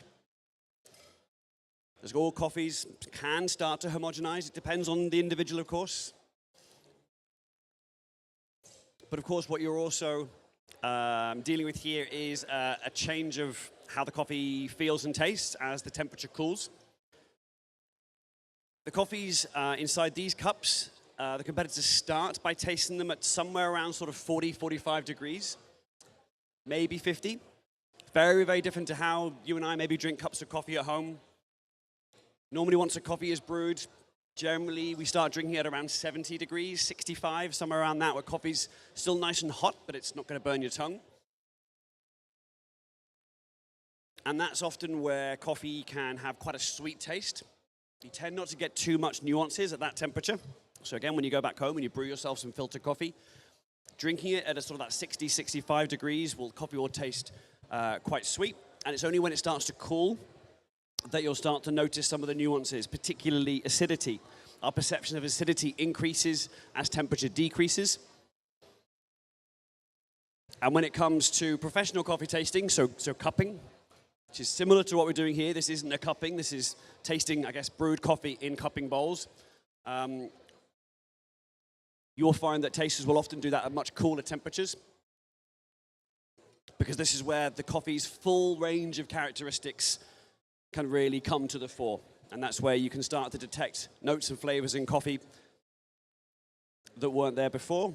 And then you can start to make maybe roasting choices based on that if you're a roaster. Okay. So we've just got 2 cups left on green. 4 cups left on yellow. We're 5.5 minutes in. It's 2.5 minutes to go. And what are they tasting for? Well, I mean, we know that they're tasting for differences. We don't know what the differences are. Only the roaster knows what the differences are. And they're not here. So no one in this room knows the right answers. But they could be tasting a difference in varietal, for example.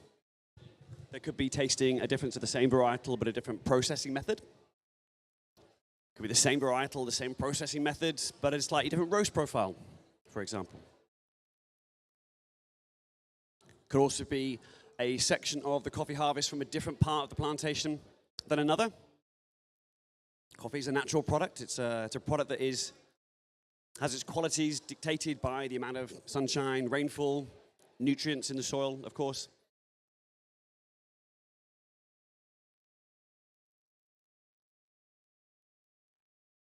Just waiting on a few final deliberations on yellow.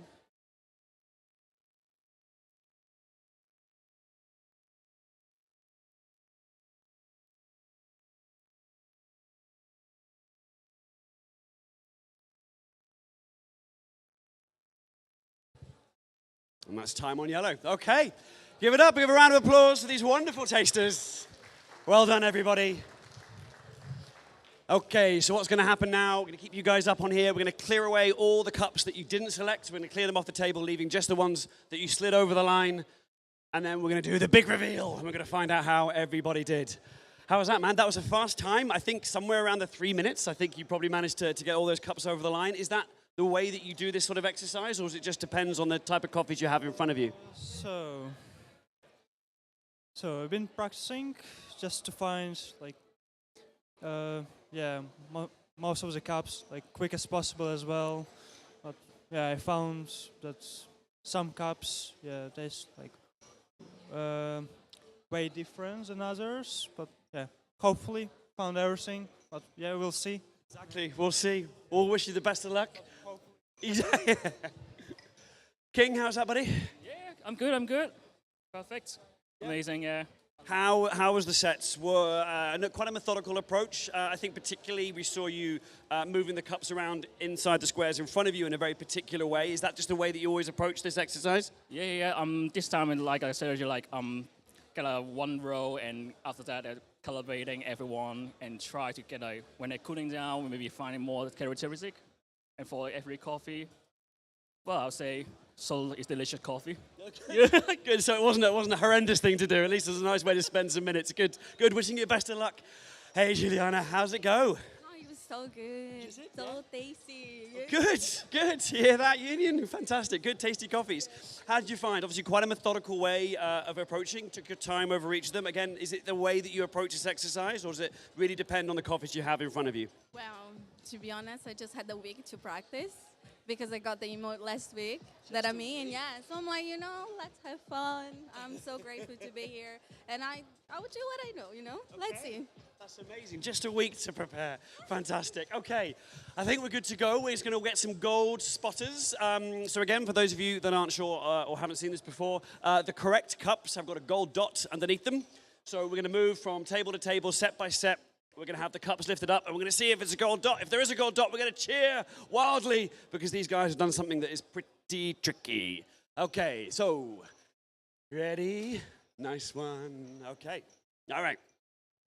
So, if we're all ready for what is essentially a penalty shootout of coffee, we're going to start with set number 1, cup number 1. Take it away, Nathan. It's not, unfortunately, on this one, so you just want to slide that back behind the line. Just pull that back so we know how to count. Cool, King, go for it, man. Whoop. Yay! Okay, we're up and running. It's not. Okay, we're going to come back to blue. Nathan does set number 2. Yay! We're away. We're off. Set number 2. It is. That's 2. 2 out of 2. Yay! And we're up and running on this table. No one's embarrassed themselves. Everyone's doing really well. It's okay. Set number 3. It's not, unfortunately. Tough. It's not. Okay, it's the first miss. Never mind. Still a long way to go. Yeah! 2 out of 3. Okay, let's go. Come on now. We're all rooting for you. Yes! Okay, that's the 2. Yeah! That's 3. Good first half. Yes! Good first half. Okay, on to the second half of the table. Take it away. It's not. Okay. Let's go. Yep, that's the one. Yep. Yes! All right. 4 out of 5. Set 5. Yes! Okay, let's come back to set number 6. It's not, unfortunate. Set number 6. It's not. Okay. Can we make this? Yes! Okay. All right, so we're going to stick with set number 7. Yes! Here we go. Come on. Yes! All right, come on. Yes! And our final set number 8. It's not. I'm sorry. Set number 8 on green. Yes! All right, 6. 6 correct. Here we go for a 7. Here for a 7. Yes! Amazing. Just a week to prepare. Amazing. Fantastic. Well, listen, a really, really tough thing to do. Give it up for these 3 wonderful human beings. One more time for Nathan, King, Juliana, everybody. Well done, guys. Well done. God, thank you so much. Congratulations. Well done. All right. Whew. That's cup tasting. Okay, so we're going to be back with round 7 at 12:30. That is just over 10 minutes' time, where another 3 amazing human beings are going to pit their wits and taste buds against these sets of coffees. We'll see you in 10 minutes.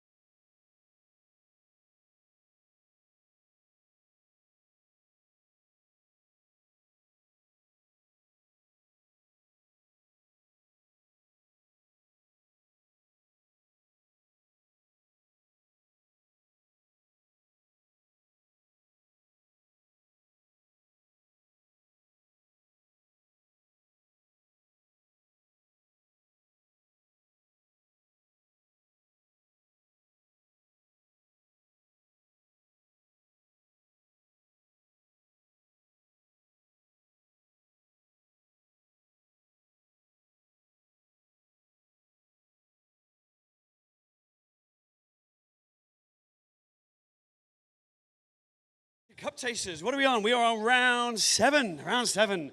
Oof, time flies. Okay, the cups are just about a minute away from being ready to taste. So in that time, let's please give a lovely warm welcome. Glasgow Coffee Festival, welcome to the stage. Martin, Sapphire, and Robert, everyone. Woo! Okay. Nice and calm. Cool. So we'll do a time check at 4 minutes, and then another one at 2 and 1. But if you need anything else, let me know, or let your guys get a time on that side. So just give us a shout if you need anything. We'll naturally do like a 4-minute check, and then a 2-minute and a 1-minute. But if you want anything else... Yeah.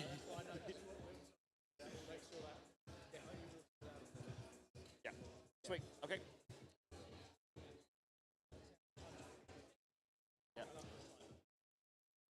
I'll be doing a little bit of kind of just commentary over the front of it, so just don't be distracted if you hear sort of voices go off in the meantime. I did forget my little earplugs.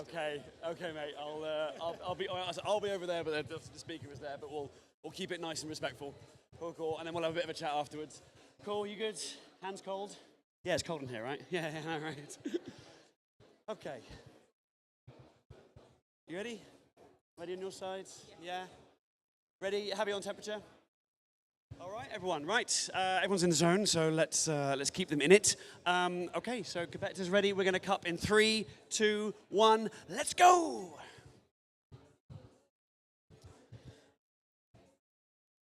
All right.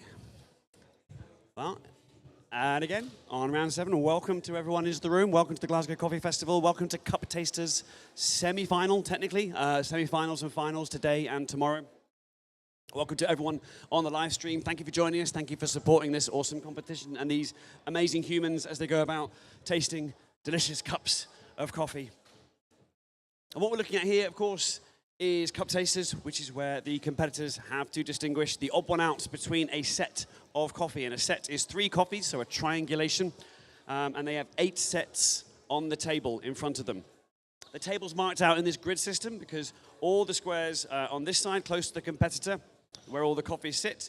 The competitors are allowed to move the coffees around inside these squares in order to help them maybe start making some initial sort of pre-selections as to which coffee they might find to be the odd one out.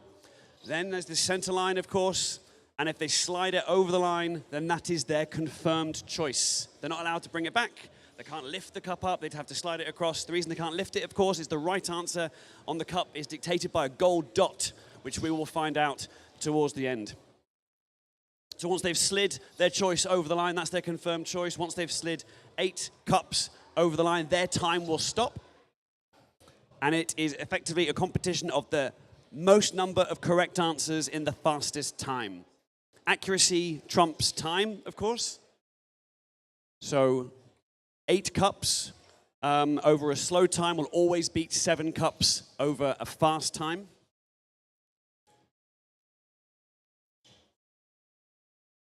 And you'll start to see some slight differences in the approaches between the competitors on this group, for example, but also in the other groups if you've been watching any of the other rounds. Some people like to be quite bold with their initial choices and basically go set by set and then slide that cup straight over the line and move on and sort of discount it. Others like to work their way through the sets without making any confirmed choices and just start moving the cups around a little bit. There is no better way to do this. They're not all completely up to the individual. Because, of course, all the thing that's important that matters is that you're accurate first, and maybe then if you're a little bit quick to boot. We're hearing some aeration noises here, particularly on green as well. We've got a really pronounced slurp. This is to help aerate the coffee. Again, if you're new to coffee tasting, you can find this might help. Just maybe to close off your throat so you don't breathe that coffee as you slurp it down. Otherwise, you will cough and sputter, but that's fine. We all do it. And what that slurping does, of course, is help to spray coffee over your palate. It helps aerate it. For a lot of people, it will help open that coffee up, give them a better sense and understanding as it hits your olfactory region, and give you a better sense and understanding of the characteristics of that coffee. Because what they're looking for here are really small, subtle differences between the cups. This isn't easy by any stretch, particularly at this level as well. Not only is there 8 sets, but the triangulations get more and more complex as the competition gets towards the sharp end, so they get subtler and harder to distinguish. The competitors are also working against their own palate. Sometimes their palate can start to fatigue. Some palates fatigue a little bit faster than others.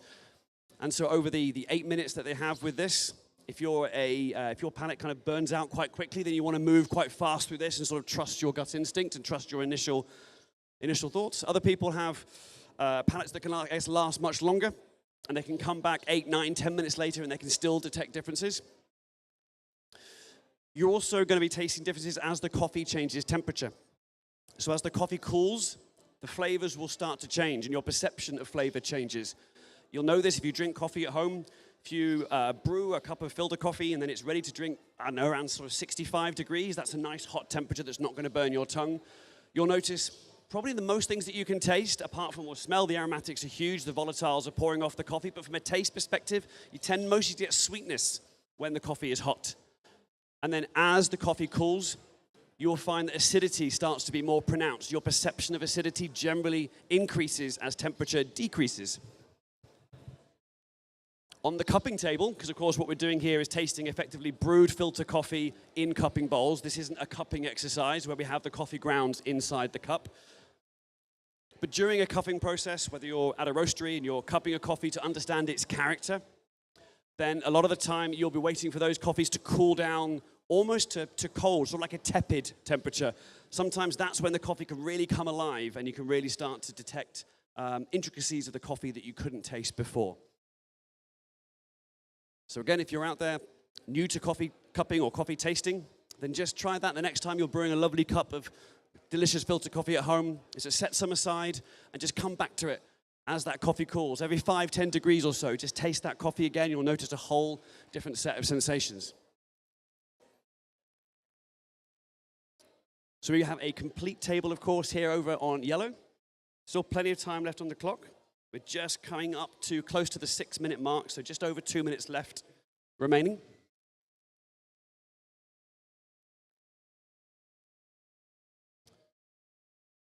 The triangulation sets on all these tables are the same for every competitor, but they're not placed in the same order. So set number 1 for blue will be different to set number 1 for green, and different again for set number 1 for yellow. They're all randomized.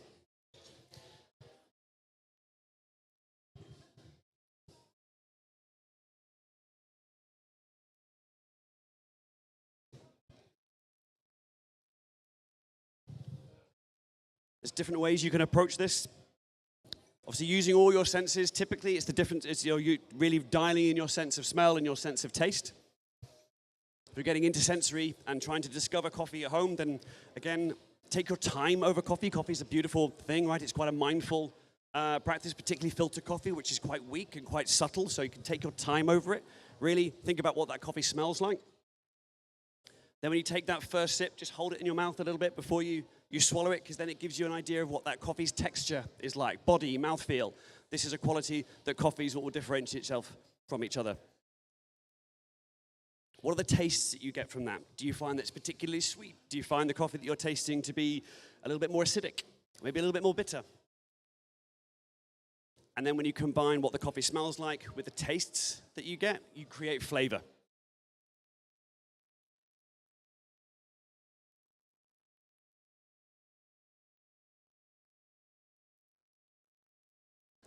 So we're just reaching the final stages here on blue. He's making his final choices. 30 seconds left.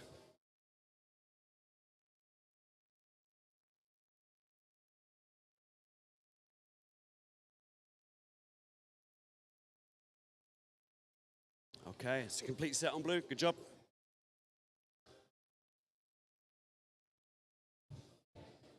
It's 10 seconds on green.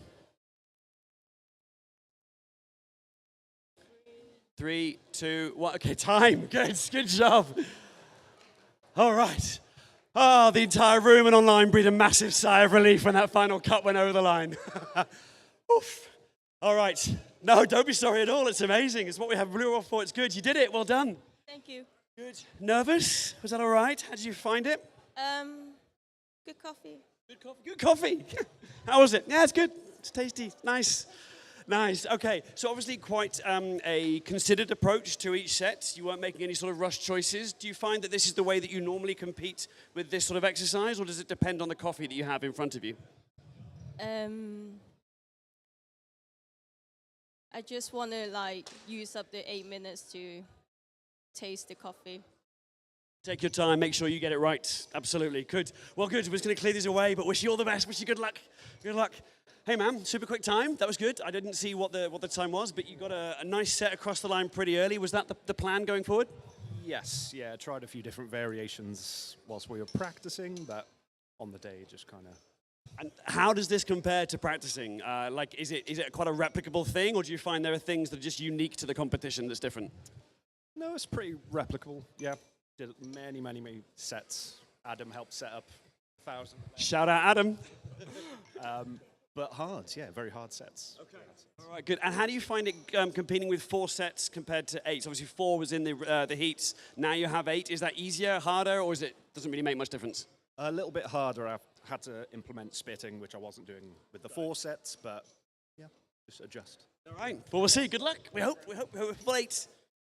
Hey man, how'd it go? Good, really considered. I like the way that you've clearly got quite a considered pattern as you work your way through the sets. Is that something that you know you do? Is something you practice, or? No, to be fair, I just found it really hard, so I had to take my time. Okay. Yeah. Okay. So right, so I'm interested in this. Like when you go in, and is it that when the sets become, or rather the differences become quite subtle, do you find that is quite a hard thing to manage sort of mentally, or like how do you sort of cope with that if it's like basically harder than you think it's going to be? Yeah, I mean, once the palate fatigue around the 4th, 5th, 6th cup comes in, you just have to either trust yourself, or you have to really like grind it and do one after another, and see if it works or not. But it can get really hard after the 6th cup, yeah. Yeah, I think this is it. I think 8 sets is always super difficult. Okay, well, so those of you on the room and on the live stream, we have cleared away all the cups that aren't selected, which leaves just the ones in front of the line. So now we're going to do effectively what is a penalty shootout of coffee. We're going to lift up set 1 by 1, and we're going to find out if they've got a gold dot underneath the cup. So please, I think we've got some spotters in the room. Thank you very much. Thank you, team. That are going to keep track as a hush descends on Glasgow Coffee Festival. Okay, right. Okay, so if there's a gold dot, we're going to get a thumbs up from the judges, and we're going to get a wild cheer from the crowd. Set number 1. Yes! Oh, we're off and running. Okay, set number 1. Yes! Woo! And set number 1. Yes! Everyone has got at least one. Yes! All right, 2 out of 2. Yes! 2 out of 2. Okay, the pressure's on. Yes! All right. Who's going to break first? It's not. Oh, it's the 1, 2 out of 3. Here we go. Yes! 3 out of 3. It's a yes. That's another 3 out of 3. Okay, here we go. Yes! Okay, only dropped 1 so far. No, it's the first one down. Okay, it's good. Still plenty to go. Yes! 4 out of 4 on the first half. Into the second half on the blue table. It's not. Never mind. Yes! Okay. Second half under a good start. Can we make it 5 out of 5? Yes, we can! All right. Getting towards the business end. It's not, unfortunately. Still 2 to go. Here we go, set number 6. Come on. Yes! Still just 1 drop. Can we go 6 out of 6? We can! It's 6 out of 6. Oof. All right, here we go. Yes! Here we go. Whoop. It's not.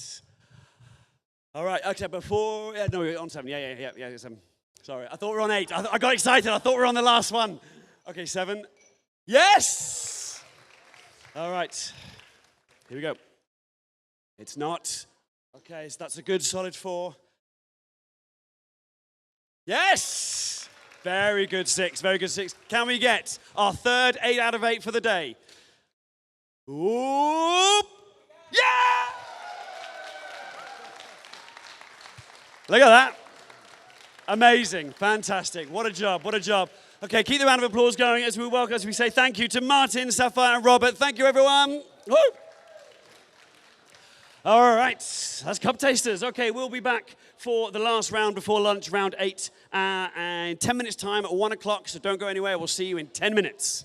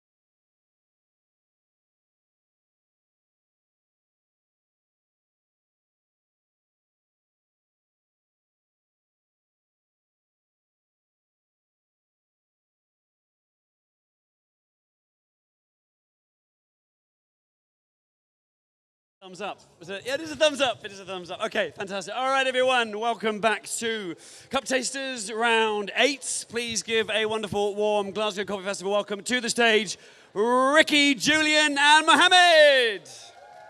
Woo! All right. Hey, man, how's it going?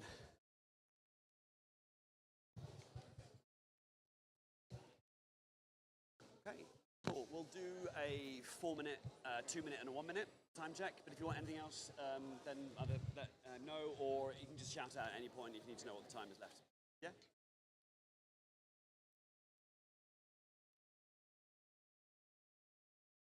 All good on your side? All right, I'm not going to talk too much of this bit because everyone is in the zone. So let's keep them there. If everyone is ready on the times, we will go in 3, 2, 1, let's go.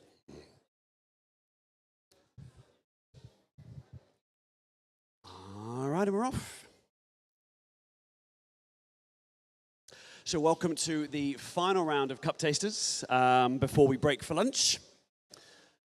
For those of you just joining us, either here in the room, welcome. Welcome to what might look like a little strange competition going on in front of your eyes, so I will guide you through it.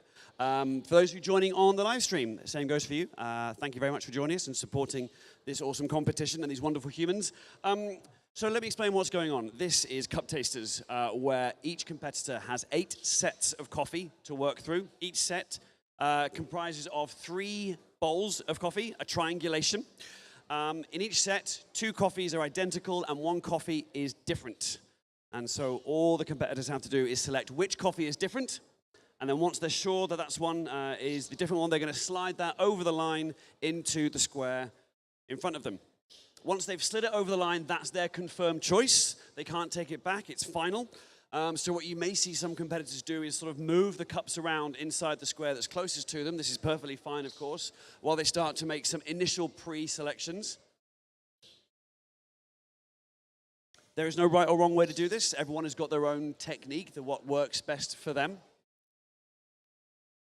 Everyone tends just to, rightly so, just zone in, try and dial that sense in. Predominantly on what it tastes like, but also what it smells like as well, or any tactile differences as well, what it feels like. The mouthfeel of the coffee could be slightly different, so that could be an indicator. They don't need to determine what it is that's making the difference, whether it's a different processing method, a different varietal, a slight difference to the roasting process. They don't need to decide what that difference is, only the fact that it's different. So if you're watching this thinking, this looks like fun, I could do this. Maybe you could. That'd be great. All you need to do is have a good sense of taste. You don't need to necessarily work in the coffee industry. You can practice this at home, get hold of lots of different coffees. There are some amazing roasters all around the country, so wherever you live, get coffee from them, support your local roasters, online as well. And then just set up cups of coffee and just start to dial your sense in to what makes them taste different. So what we're really doing here is exploring the wonderful length and breadth of what coffee can taste like. But at this level of the competition and at this stage, those differences are super subtle. So it's not an easy task at all.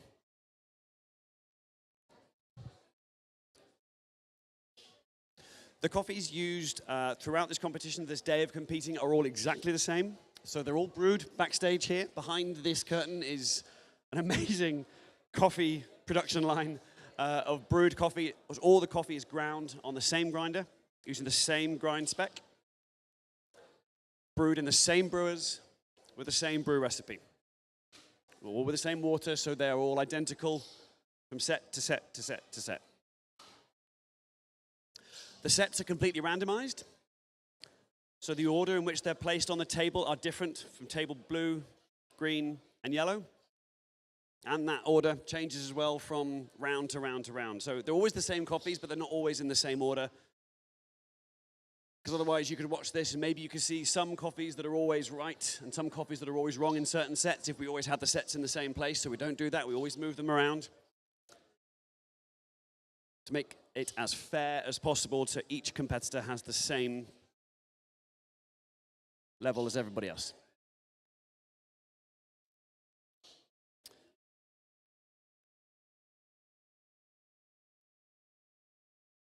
So that is 4 minutes. So the guys are halfway through their time.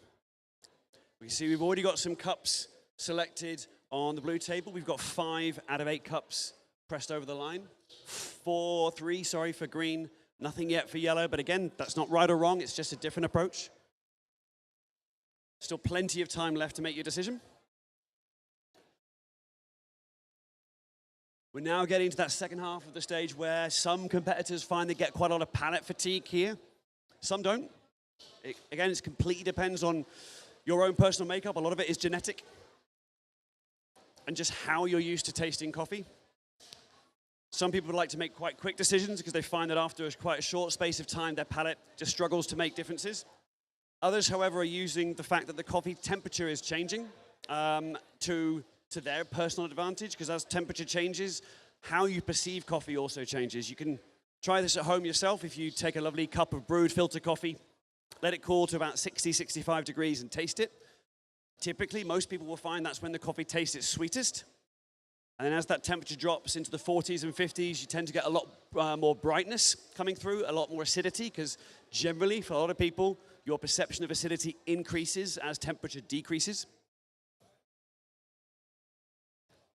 And then as the coffee temperature starts to drop into the 30s, sort of 35, that's sort of like a nice sort of warm bath temperature. Then you can start to pick up different qualities in the coffee as well.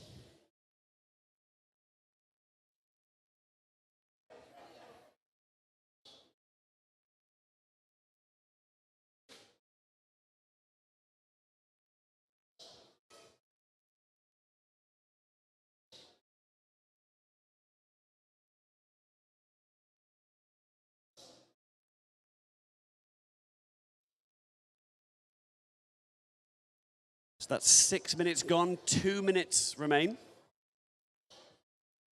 And a reminder, of course, that it's the most correct answers in the fastest time, but accuracy is the most important thing here. 8 correct cups over a long time will always beat 7 correct cups over a fast time. So accuracy is first, and if there's a tie on the number of correct cups, then speed comes into play. But there's no point in being fast if you're not accurate.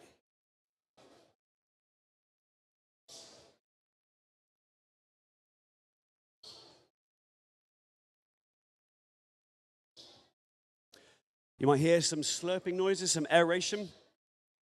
Again, everyone's got their own technique for this. There's no right or wrong way to do it. That sort of initial sort of hard pull of air onto the palate as you slurp coffee can help spray the coffee over your palate to give you a better sense of its qualities.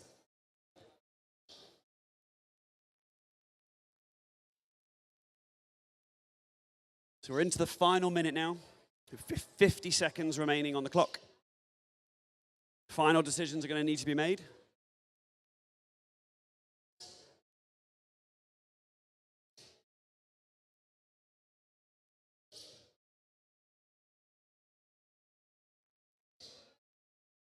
It's 30 seconds remaining.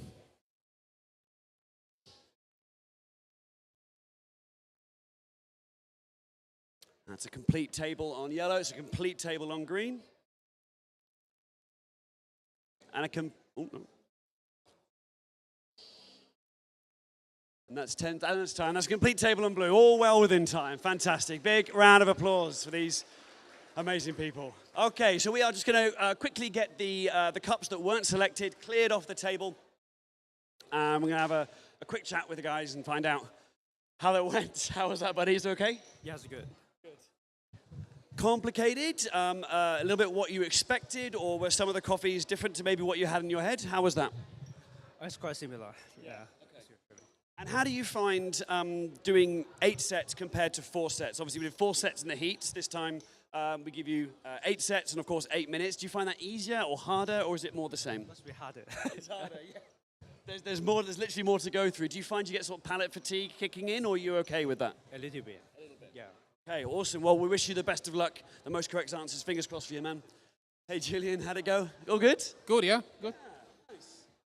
Again, is this how you practice? Do you tend to take your time over it? I thought I saw quite a methodical approach to the system. Do you always take this exercise in this way, or is it just depends on the coffees? I was planning to go faster, but it was a bit more challenging than I expected, so I just went a bit longer. It took longer a bit. Okay. And how, I'm thinking about people that are watching this in the room or online, about how you got into this. Any advice on how you approach, how you train for something like this? I think just enjoy it and have fun, because I think the biggest problem here is nerves. If you get nervous, that is the worst bit. Right? You get inside your own head. Yeah, exactly. Okay, well, wishing you the best of luck. We're wishing for 8. Hey, Mohammed, how's it going, man? Good. Again, quite a considered approach to this. I think nothing really felt rushed. It all felt quite measured. Is that a fair reflection? Basically, accuracy is priority at this stage, so I just wanted to make sure I have the right one out. Okay, all right. Okay, well, I think with it, we're good. We've cleared all the cups off. We just need some spotters that are out there. So, Alex, Luca, Georgia, thank you. Hello. Okay. So again, if you've not seen this before, this is where we reveal the correct answers. So the cups that were the odd one out have a gold dot on the bottom of them. So this is why these guys are just squatting down to get ready. And we're going to go what is essentially a penalty shootout in coffee. So we're going to start with set number 1. Take it away. It's a yes! We're away! We're up and running. Okay, let's go. Yes! 1 out of 1. Okay, good. Yeah! Oh, good. Right, we can all breathe a sigh of relief. Everyone's fine. Yes! 2 out of 2. Go on, green. Yes, 2 out of 2. Yes! All right. Strong. Okay, 3 out of 1. Yes! Let's rattle through it. It's good. Yes! All right. 3 out of 3. Yes! This is a strong round. It's not. That's the first one. Okay, no worries. Still plenty to go. Okay, 4 out of 4 in the first half. It's not. Okay, 3 out of 4. Okay, so plenty to go for. We're going to go into the second half of the sets. Unfortunately, not on that one. Yes! Come on. It's not. Okay, so we're going to stick with blue here. Yes! Okay, into the final third. Yes, look at this. 6 out of 6. Not on that. Okay, we're going to stick with blue, and then we're going to move to yellow after. So we're going to go on this one, 7. It's not, unfortunately. Go straight to yellow. We're going to skip this one just 2 secs. Going to go on yellow. Yep, hold for now. Yes! Okay, yes, let's go on this last set on green. Ooh, yes! Okay, so let's finish on, sorry, Georgie, was this one a yes or a no? Is that okay? Yeah, that's fine. Okay. It's not, unfortunately. Going to go to yellow first. Yes! All right, here we go. Can we get 8 out of 8 for only the 4th time today? Here we go, Joe. We're all rooting for you. Yes! Amazing, fantastic. Not an easy thing to do. Super difficult round. Well done, everybody. A big round of applause for amazing Ricky, Julian, and Mohammed, everyone. Okay, that's us. We're going to take a short break for lunch. We're going to grab some food, and then we'll be right back with round 9 at 2:15. So we'll see you at 2:15. Have a good lunch break.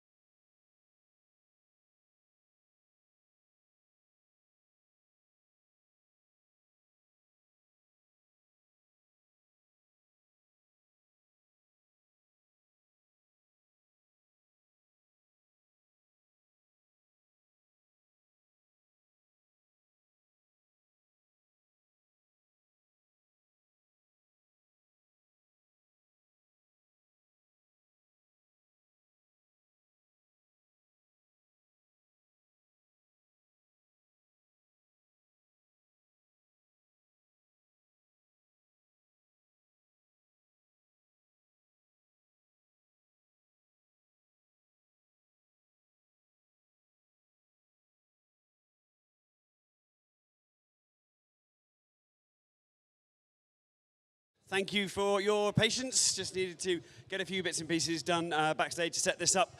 We're just going to give it another about a minute or so, not even for these cups just to cool to the right temperature. But after a little break, just want to say a big thank you to everyone that's helped us put this on. A big thank you, first of all, to Glasgow Coffee Festival for hosting us. This has been an amazing venue and an amazing day, and tomorrow promises to be even better. Of course, none of this is possible without all of it. We all do this as volunteers. We all have real jobs, believe it or not. And without the help of people like Bun, who behind this curtain here is a brewing operation, which is quite something to behold. So all this work that goes on behind here is massive thank you to these guys. Brita, of course, providing tasty water to brew the coffee. Thank you to them. We've got Lamazocco, who are hosting, oh, by the way, if you're in the area, they are hosting an after party tonight. So Lamazocco After Hours starts at 6:30 p.m. and that is at the Social Hub here in Glasgow. So if you're around, pop on down, go and grab some beers. Big shout out to Union. Obviously, Union are the roaster providing all the coffees for the cupping and the triangulations. An incredible amount of work goes into preparing the samples and shipping them all the way up here to be for the competition. So thank you to them, Edita particularly. Also from Nizato Agency, all this amazing graphics and curtains and audio and visual bits and pieces. That's all done by the incredible Will, sitting there in the cap, hopefully on social media. And then we have Espresso Solutions, who do nothing other than cart this stuff up and down the country to all the venues. So a massive thank you out to all of them. Without all of us, we couldn't put this on, but thank you very much indeed. Okay, that's probably enough from me. Jonathan, is that a thumbs up? Yeah, should we do it? Okay, so let's kick off with round 9 of the semi-finals, or sorry, the first day of the finals. So let's please give a wonderful Glasgow Coffee Festival welcome to the stage, Catherine, Casey, and Sean. Woo! Wonderful. So, yeah, if I can get Catherine on the blue table. Sorry. Casey, hurry up in the middle. And then Sean, yeah, up on yellow. My bad, sorry. Otherwise, we lose track of who's who and where everyone is. Okay, all good. Timers are pretty much ready. So we're going to give you call times at 4 minutes, so the halfway mark, also at 2 minutes and 1 minute. But of course, if you need a time check at any other time, just let us know, and we'll let you know where you are. Your time is just here. Alex in the black.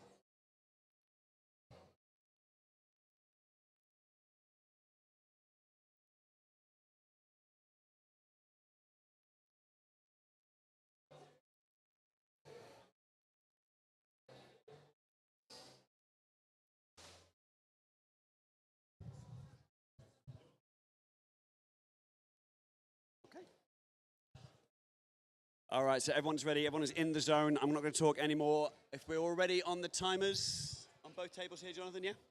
Sweet. Okay, so that's 3, 2, 1. Let's go.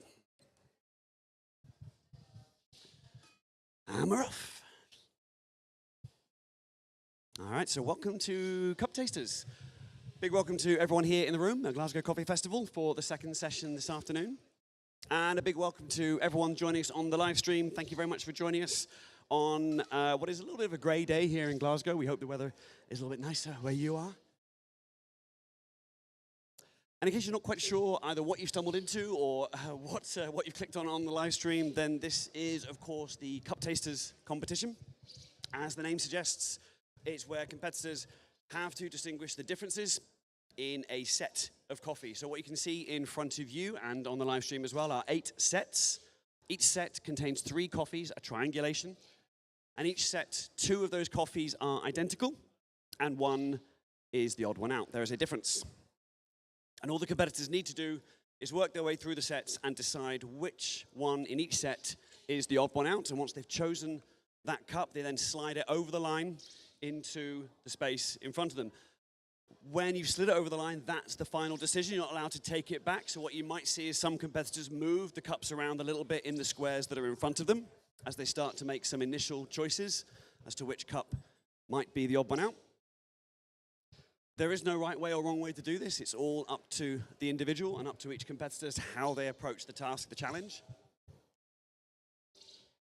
With 8 sets of coffee, there's a lot that you need to work with. First of all, it's your own palate and your own palate fatigue. Some individuals have quite quick palate fatigue, so they need to make the judgments relatively fast. Others, they don't, and they can take their time. But of course, with that time, you start to factor in the different qualities of the coffee. So as the coffee cools, it will change in what you perceive inside the cup.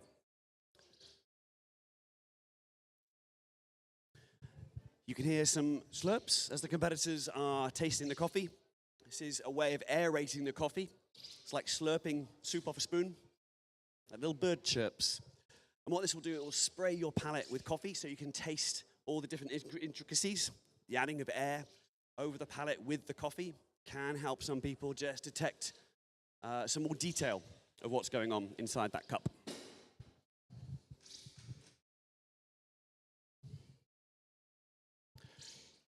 The sets are completely randomized. So set number 1 on the first table will be different to set number 1 on the green table. I want to make sure that obviously if we kept all the sets the same, then you might see by looking on that certain sets are, some competitors either get right more often than not or get them wrong more often than not. So we mix them up all the time to make sure that every competitor, no matter whether you're the first on stage or the last on stage, you have an equal shot at the challenge. So some slightly different approaches already. You can see that here on the blue, it's an element of pushing forward the cup that they think is likely to be the odd one out, but not making the final decision so they can come back to it and sort of confirm what they think is going on. Here on green, we've got a couple of choices that have already been finalized and pressed over the line. And on yellow, we have 3 out of the 8 sets complete.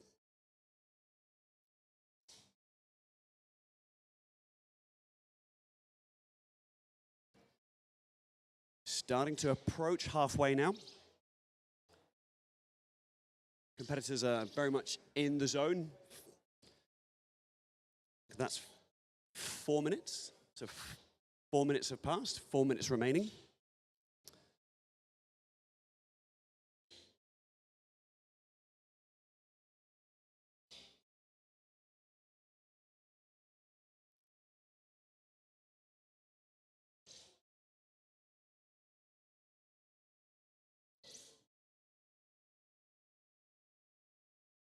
And in terms of the differences inside the cup, only the roaster are the ones that actually know what the differences specifically are. None of us here at the festival know what the differences are. And they could be any number of things. It could be a different varietal, so a different variety of the same species. It could be a different processing method, sort of a nuanced difference to that processing method. It could be selecting the same farm, the same varietal, but from a different part of the plantation. Different parts of the plantation, depending on the sunlight, the rainfall, the soil composition will give slight differences to that section of coffee. It could also be the roasting, of course. It could be exactly the same, identical green coffee, but that's had a slightly different roast profile to bring out what is at this stage, at this level of the competition, are really small, subtle differences.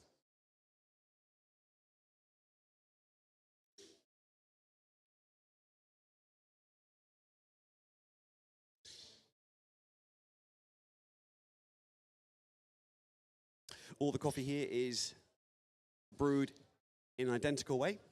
So every batch of coffee is brewed on the same grinder, the same grind setting, brewed on the same brewers, into the same vacuum flasks, same recipes. So everything is absolutely identical.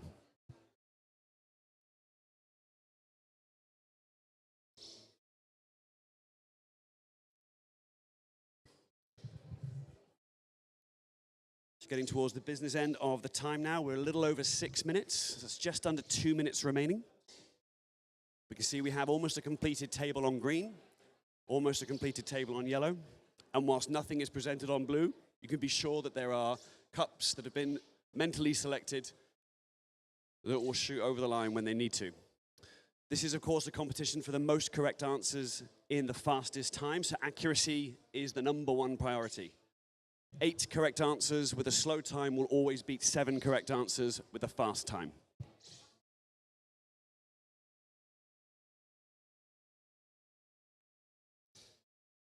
So yeah, here we can see blue making their final choices and decisions. Just one remaining on all tables now.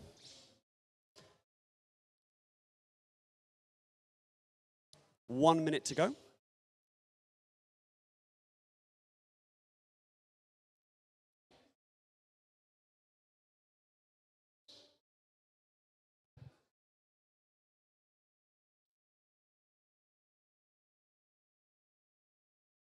Okay, that's time on green.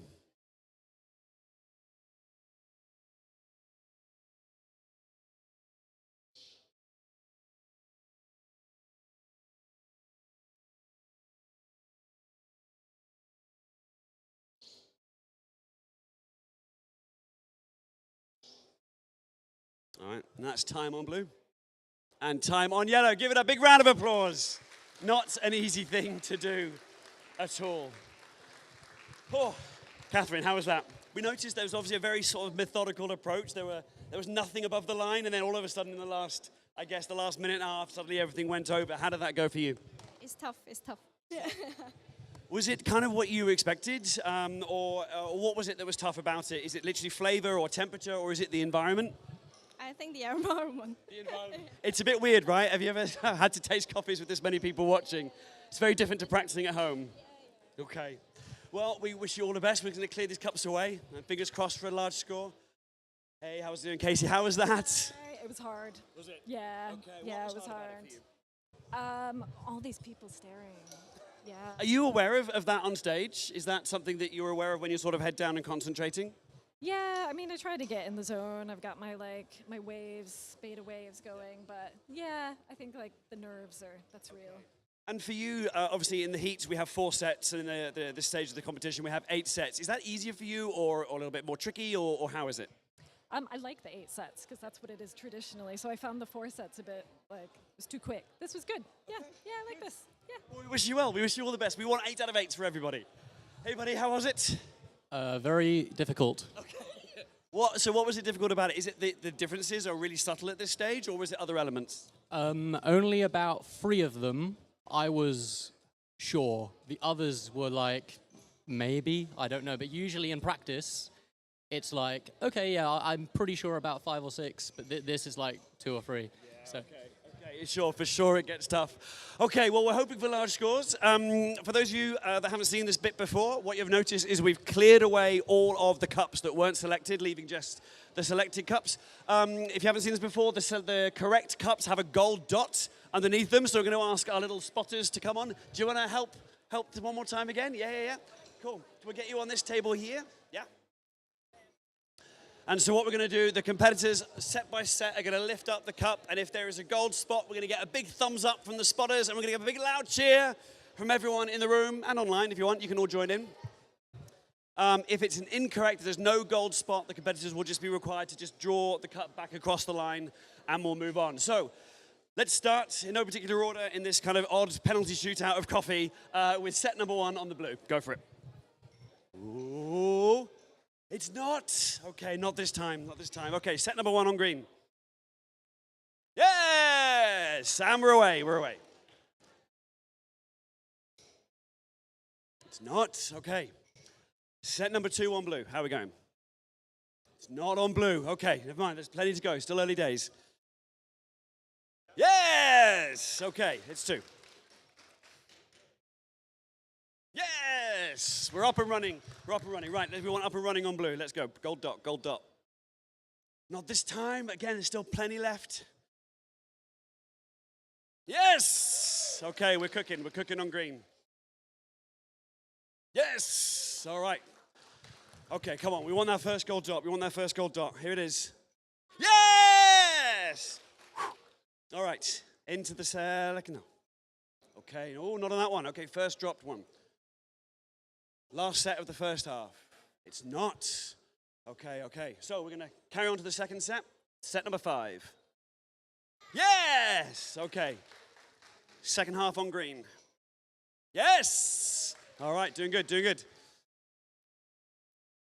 Yes! Okay, we picked it up. Set number 6 on blue. Yes! Good second half. Good recovery on blue. It's not. Okay. Just one more dropped. That's okay. Here we go. Set number 6. It's not. Okay, we're sticking with 3. Okay, set number 7 for 4. Oh, it's not, unfortunately. Okay. To make this 5, it is! All right. Good, good, good, good. Yes! Okay, that's number 4. Okay, final set on blue. Can we get a nice round 4? It's not, unfortunately. It's just a 3 on blue. It's still a great score. Yes, it is. Fantastic score. Just 2 dropped. Really well done. Can we get this for 5? It's not. It's a 4. 4's a good score. All right, this is really tough. Give it a big, warm round of applause, everyone, for the wonderful Catherine, Casey, and Sean. Thank you, everyone. Thank you. Good luck. Best of luck. All right, so that is it. That's cup tasting. We are back for another round. Short and sharp. Won't be long at all. So stay with us. In a little over 5 minutes, we'll be back for round 10. Don't go away.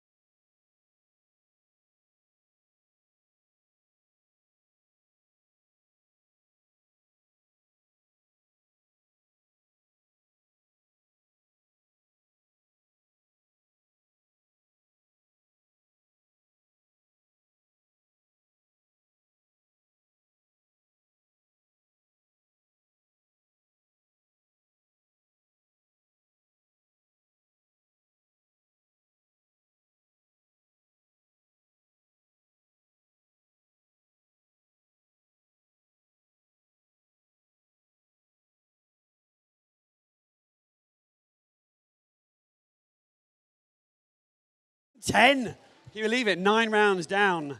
And 3 to go today. 3 to go. So without further ado, please give a warm Glasgow Coffee Festival welcome to 3 wonderful human beings. Round of applause for Kels, Calvin, Sasmita, everybody. Yeah. That's what I'm talking about. Okay. Cool. So Alex will be your timekeeper.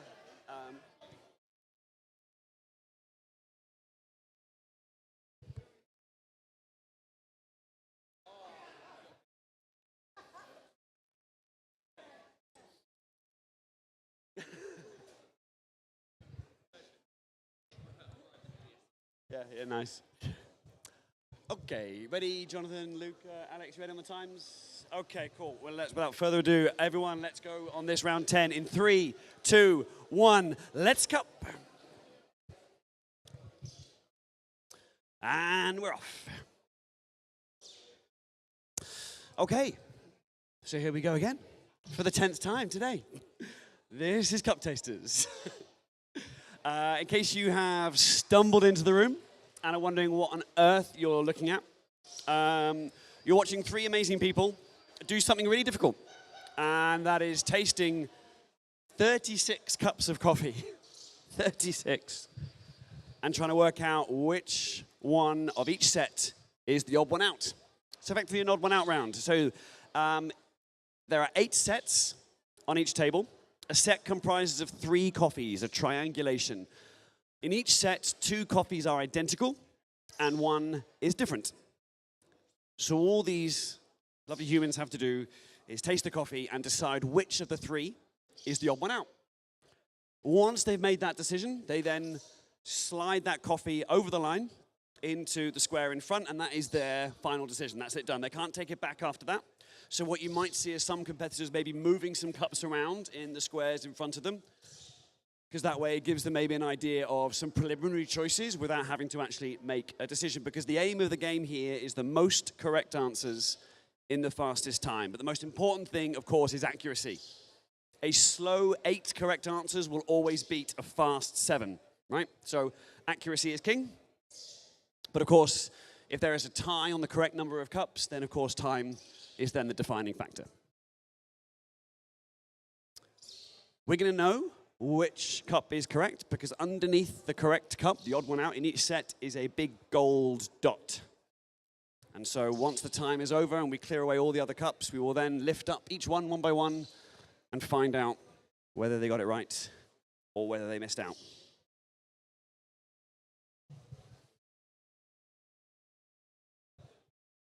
So what could be the differences they could be tasting?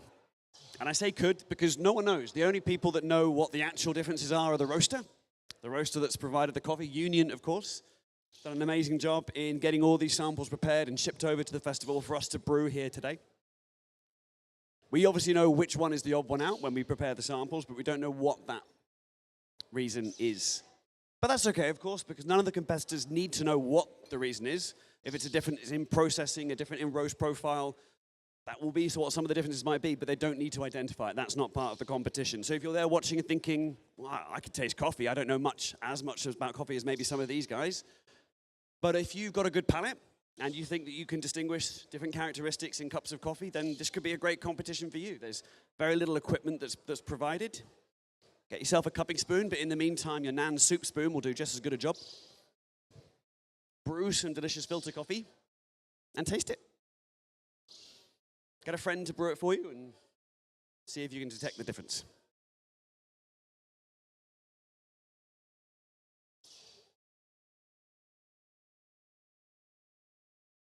To make sure this competition is fair, of course, we grind all the coffees on the same grinder, the same grind setting. We brew it with the same brewers using the same recipe.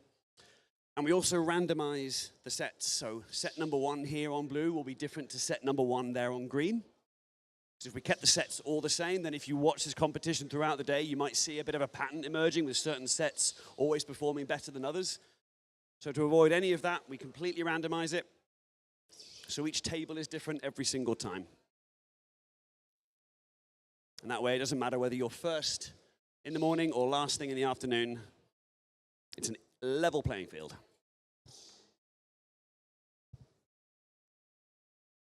So that is halfway through the time. We are 4 minutes into the 8-minute time slot.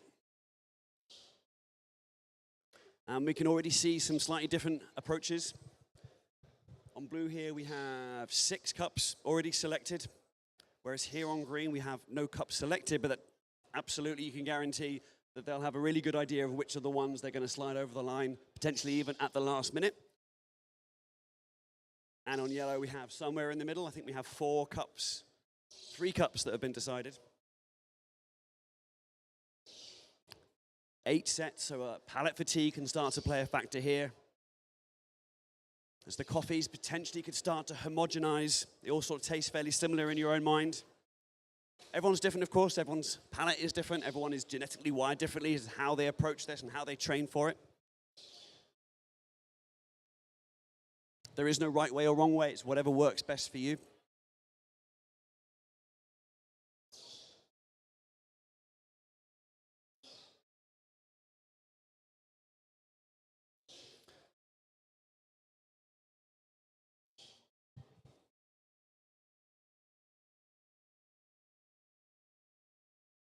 So just over 2.5 minutes to go, and that's a complete table on blue.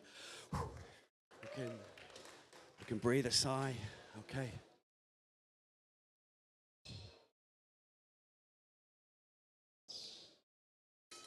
Three cups left to select on the yellow. Still plenty to go on green. But towards this latter stages of the time, we're probably going to start to see quite a lot of choices getting moved over that line.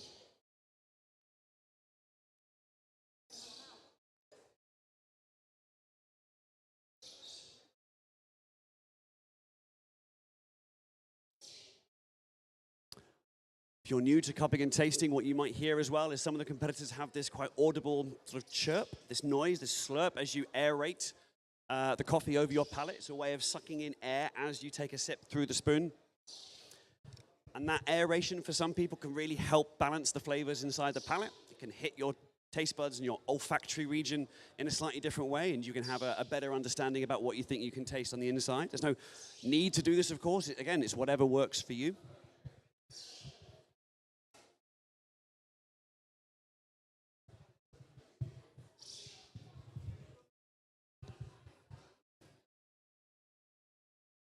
So 1 minute and 20 left on the clock. Still plenty of time relative for this kind of exercise. So again, remember, accuracy is king here. We want to make sure that you get the most number of correct answers right first. That's the most important thing. Into our final minute.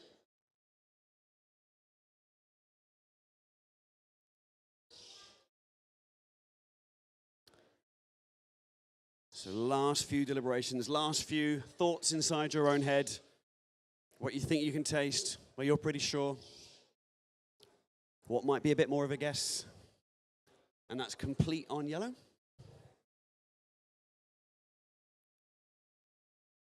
And complete on green. All right, that's all sets complete. Big round of applause. That is 36 cups of coffee tasted inside 7.5 minutes. That's pretty remarkable. Okay, so the lovely team are going to clear away all the cups that haven't been selected and get those out of the way. And then we will find out who got what right. Kels, how was that, my friend? That was so hard. My mouth just completely it was just coffee overload. Coffee overload. How does this compare to practicing and sort of like rehearsing this? Is it similar, or is the environment totally weird? I think it's, you obviously feel the pressure, and I think it's okay. You just sort of blank out the audience, but it's definitely the time element and just general pressure.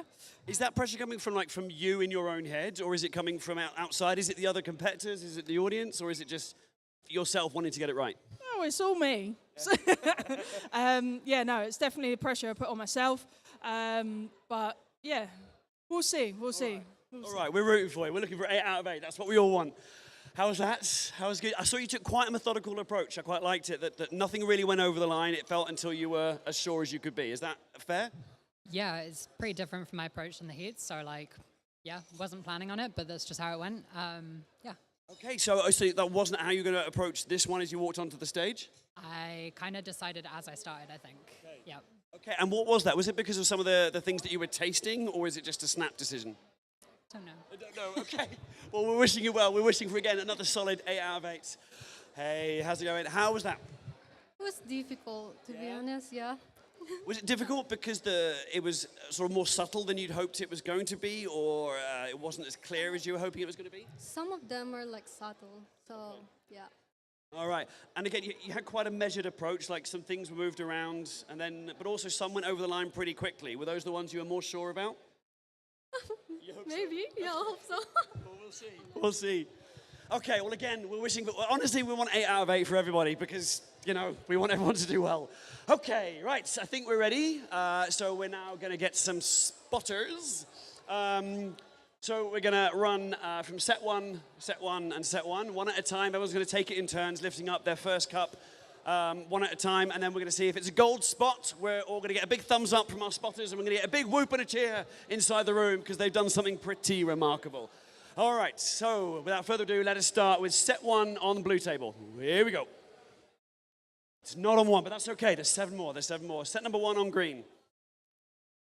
And we're away. We're off. Woo! Yes. Okay, set 1 on yellow. Yes. Okay, we're away. Back on blue. Set number 2. Yes. Okay. Here we go. It's not on that. Okay, that's fine. That's fine. A 2 out of 2. It's a 2 out of 2. Okay. On to number 3 on blue. Yes! Okay, we're away. Yes! Okay. 2 out of 3. It's not okay, so we are now tied. 2 out of 3 for each competitor. On to set 4. Yes! Come on. Set 4 on green. It's not. Okay, that's all right. It's all right. Halfway through. Yes! Okay, we're doing well. Okay, back on the second half. Set number 5. It's not. It's okay. It's okay. Set number 5. This is for 3. Yes! Set 5 for a 4. It's not. It stays at 3. It stays at 3. Okay, can we make this 4? We can! That's 4. That's 4. Can we make this 4 as well? Yes, we can! That's 4. Okay, to tie at 4 gold cups. Yes! Neck and neck, moving into the final 2 sets. Oh, it's not. It's not. Okay, to take their provisional lead, it is. Okay, 5. Yes, that's 5. Okay, so we're going to finish this on blue. Can we make this 5? Yes! That's a great score. Okay, now to take the lead in 6. Yes, that's 6. Can we tie with 6? Yes! A really high scoring round, a 5 and 2 6s. That is very impressive stuff. Come on, one more time, give it up for 3 wonderful human beings. That's Kels, Calvin, and Susmita, everybody. All right. Oh, that's exciting. Okay, so that is it. So if that has whetted your appetite for cup tasters, there are 2 more rounds to go. So stay tuned. We're going to be back in 5-10 minutes. We're going to turn this around as quickly as we can. So in 5-10 minutes, don't go anywhere, and we've got 2 more rounds to go. We'll see you soon.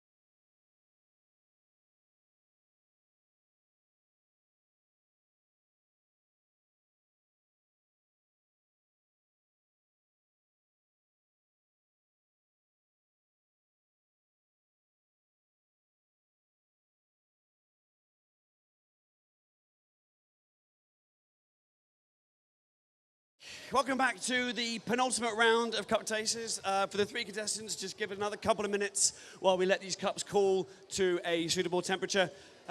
In the meantime, we're just going to give a bit of a shout out and explain kind of what goes on to get this competition up and running for everybody, because it doesn't come easy, and it goes with a lot of help, a lot of people giving up their time, often, if not entirely, for nothing. This is all volunteer-led, so a massive thank you to all the volunteers that have helped us. Thank you so much for getting all. There's a hell of an operation happening behind this curtain of getting unbelievable amounts of coffee brewed. So a big thank you to Bun, Simon in particular, his tireless work, brewing all this coffee all day, every day for the competitors. He's behind there working his fingers to the bone.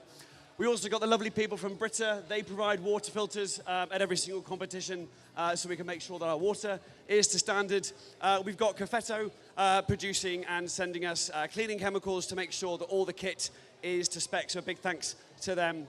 The wonderful people at La Marzocco not only have helped support this competition, but they're also throwing a party for you guys tonight. So anyone in the Glasgow area at 6:30 at the Social Hub in Glasgow, you have La Marzocco after hours. Head on down, get a drink on them. They'd love to have you. Big thank you. Union hand roasted coffee. There are 36 cups of coffee on every single table with 36 competitors today alone. So that's an awful lot of coffee.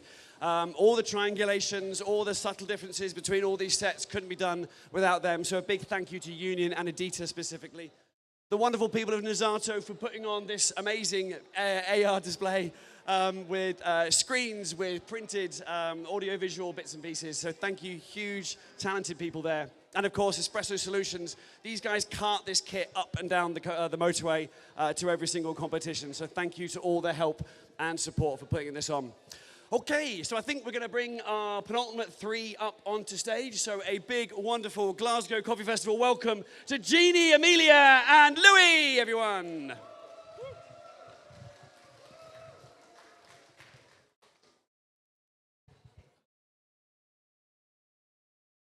Oh, gee, Alex has got a time for you today.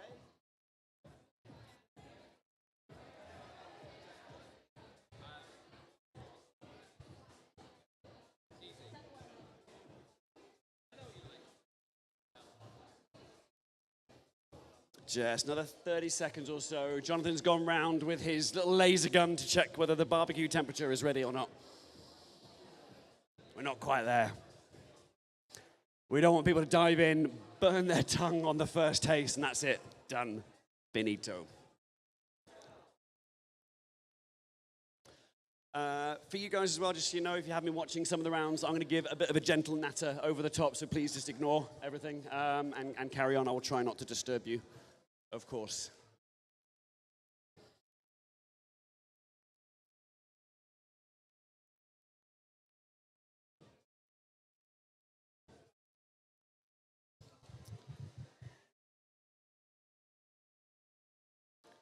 Yeah, we're looking for hands like a surgeon. Does Jonathan have? We have the thumbs up, so we're good to go. Just giving the last bits of timing.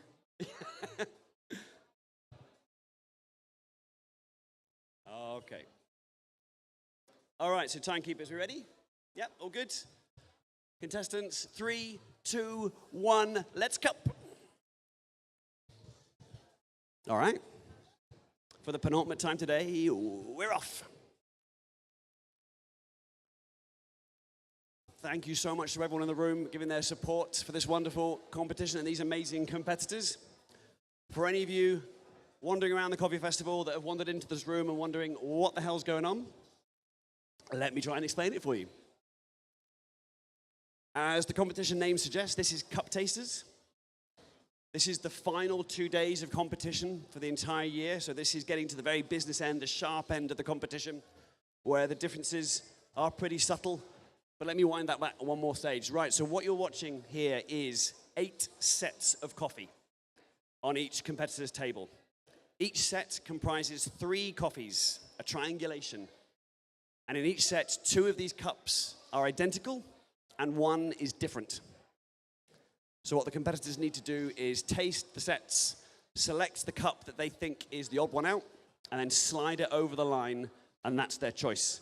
Once it's been slid over the line, they can't take it back, so that decision is final. They can, of course, move the cups around inside the squares in front of them. You might see some competitors use this as a way of making some preliminary choices, but without committing to that as a definitive choice. And the aim of the competition is to get the most number of correct answers in the fastest time. Accuracy is king. A slow 8 will always beat a fast 7. So the first thing you want to make sure of is that you're as confident as you can be that the cup you've slid over the line is the one with the gold spot on the bottom of it.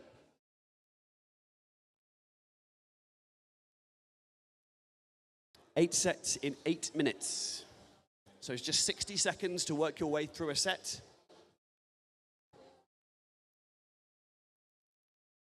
You'll see some competitors adopting different styles. Some might go pretty quickly and sort of go for speed. That is either a tactical sort of competition choice, or it might just be the way that their palate works. Their palate gives them initial kind of feelings and sensations that they rely on to then make that choice. Some competitors are a lot more methodical. And we've even seen ones where they take almost the entire allotted time still making decisions on each set before they slide anything over the line.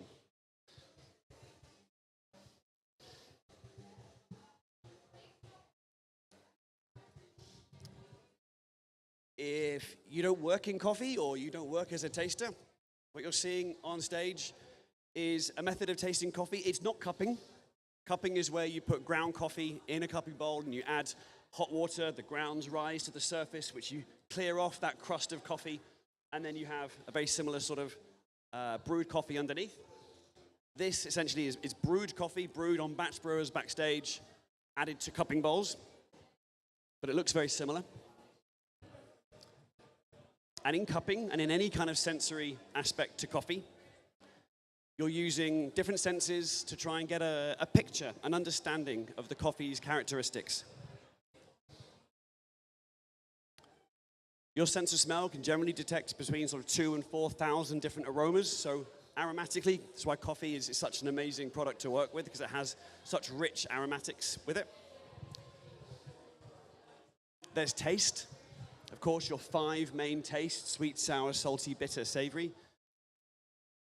And then you use the aroma and the taste to combine to make flavor. So coffee with high levels of acidity, high levels of sugar mixed with the aromas of fruit, for example, would give a really fruity flavor to the coffee.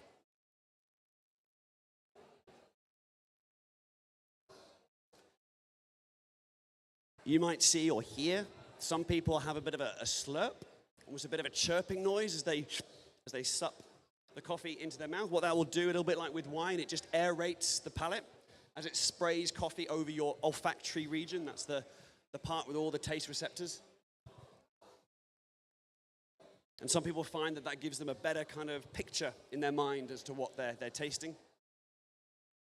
Now, the competitors don't need to tell us what the differences of the coffees are, whether it's a different varietal, processing, roast profile. They just need to identify the odd one out, which is great. So for those of you in the audience thinking this might be a fun competition to try, which it is, it's a lot of fun, then you too can get involved. Just need to pick the odd one out. You just need a spoon, a soup spoon will do. Practice slurping coffees at home, and then you too could be a cup taster here on stage in 2026. So a nice quick group here, just over 5 minutes, still plenty of time left on the clock, but we have 2 complete tables already, and just 1 cup left on blue. And that's time on blue, that's time. All right, everybody, big round of applause. 3 groups inside 5.5 minutes. That was a quick round. So what we're gonna do, we're gonna keep the competitors on stage. We're gonna clear away all the cups that weren't selected, get them out of the way. And then one by one, we will lift up the cup and see if it's got a gold spot on the bottom of it. And if it does, we will whoop and cheer. And that cup stays where it is. If there's no gold spot, we give that kind of look of sad disappointment, but there's still plenty of cups left to go, and we will slide that cup back across the line, back towards the competitor, and so on and so forth.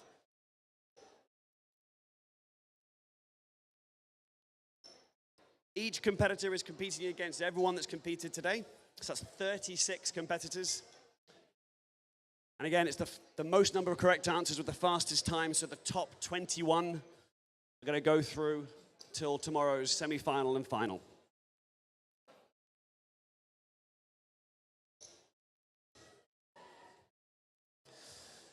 Okay, we're almost there. So, if we can get our spotters roughly ready to go. And we're going to go one by one, set one on blue, followed by set one on green, and set one on yellow, and work our way through. We all want to see 8 out of 8s on 3 tables. Okay, here we go. All the hard work is done. There's nothing left you can do but lift the first cup. Go, Gene. Yes! Yes, we're away. Wow, unfortunate, but there's still 7 to go. That's okay. Did Louis just grab you on this one, my friend? We'll set one. Because that's where... It's not, unfortunate. That's okay. So carry on. So set 2. Here we go. Yes! Here we go. It's not unfortunate. That's okay. Yes! All right, we're away. We're up and running. Set 3. Yes! Here we go. It's not. It's tough. It's tough. It's not okay. So we're still on the one on yellow. So set number 4. Come on, Gene. Yes! Set 4. Yes! Okay, we're up. We're up. We're up. Last one on the first half. Yes! Okay. Yes!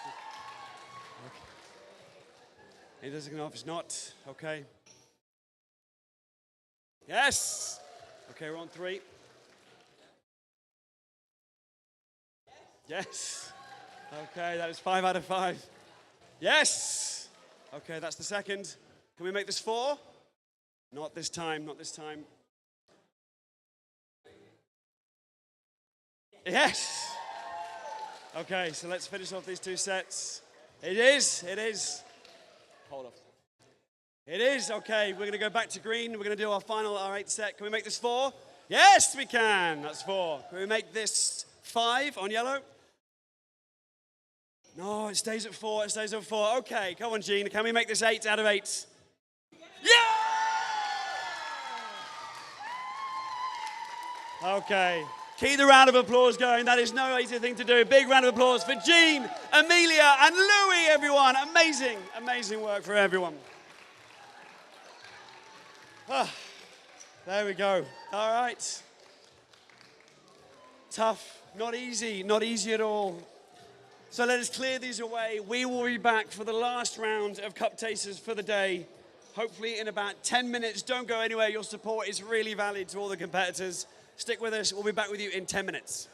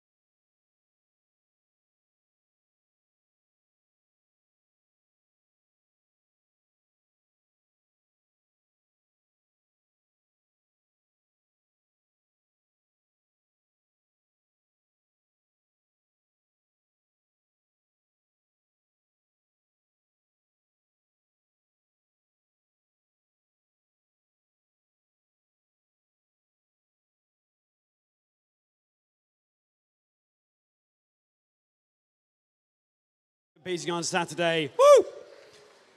Massive thank you to everyone that's competed so far, and for all of you guys for sticking with it for what is now going to be the final 3 contestants. Without further ado, please give a wonderful Glasgow warm welcome to Roji, Maya, and Ian, everybody.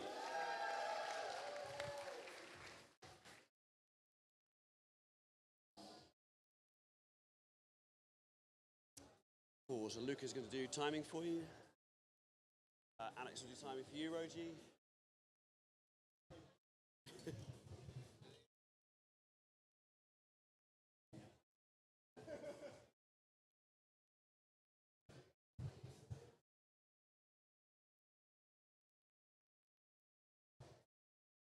Jonathan, you ready? Ready on your side, Jonathan, yeah. Luca, Alex, you're good, timers? Okay, so for the final time, everyone, 3, 2, 1, let's go.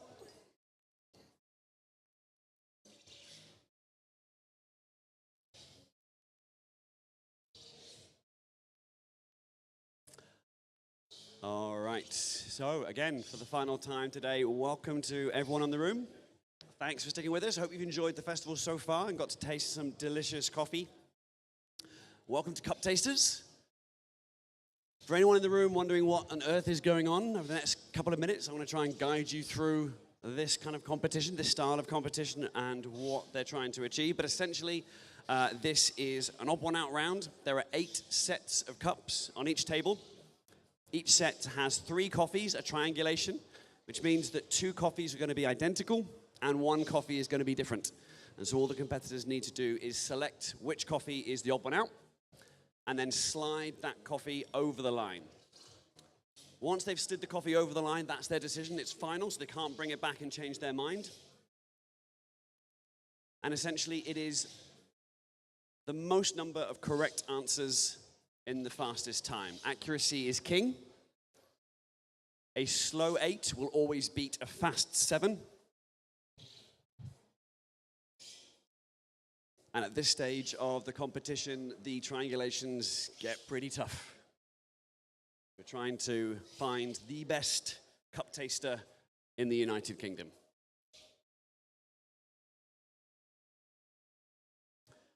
We may start to see some different techniques, whether you are confident and sliding a cup over the line almost immediately, or whether you want to take your time and make some preliminary decisions within the square in front of you. You're perfectly allowed to do that, that's fine.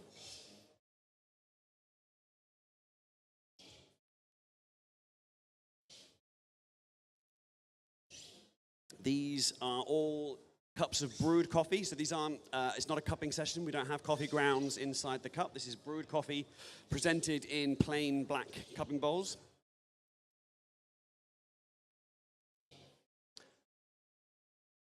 And whilst there will obviously be differences in the coffee, and it could be differences of varietal, processing, altitude, roasting, the competitors aren't required to tell us what those differences are. They just need to pick the odd one out and slide it forward. So if you're watching this thinking, yeah, I could taste coffee pretty well, I could do this, absolutely you can.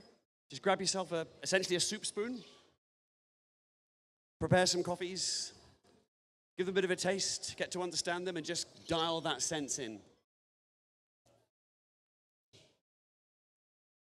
So obviously we have 3 different timers for each competitor, keeping track of the different times. So completion, that's time on blue. We've got time a little bit ago on green.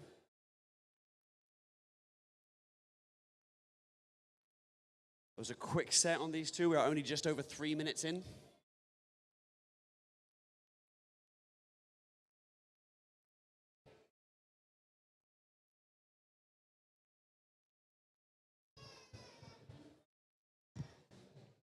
All these coffees, of course, are prepared identically. We have a team behind this curtain producing wild amounts of coffee throughout the day, all using the same grinder, the same grind setting, the same recipe, same urns, same brewers, everything is identical. The sets are randomized, so the set 1 on this table is going to be different to set 1 over here. We change these sets throughout the day to make sure that it's a level playing field for each competitor. If we don't, then maybe you could start to see a pattern forming. If the sets were always the same, you could see some sets always achieve the gold spot, others don't. and you could start to see if you could game the system. Of course, we removed that by randomizing it. And the way that we find out is immediately we're going to lift up the cups and see if there is a gold spot under the cup, because that will denote the odd one out and therefore the correct answer.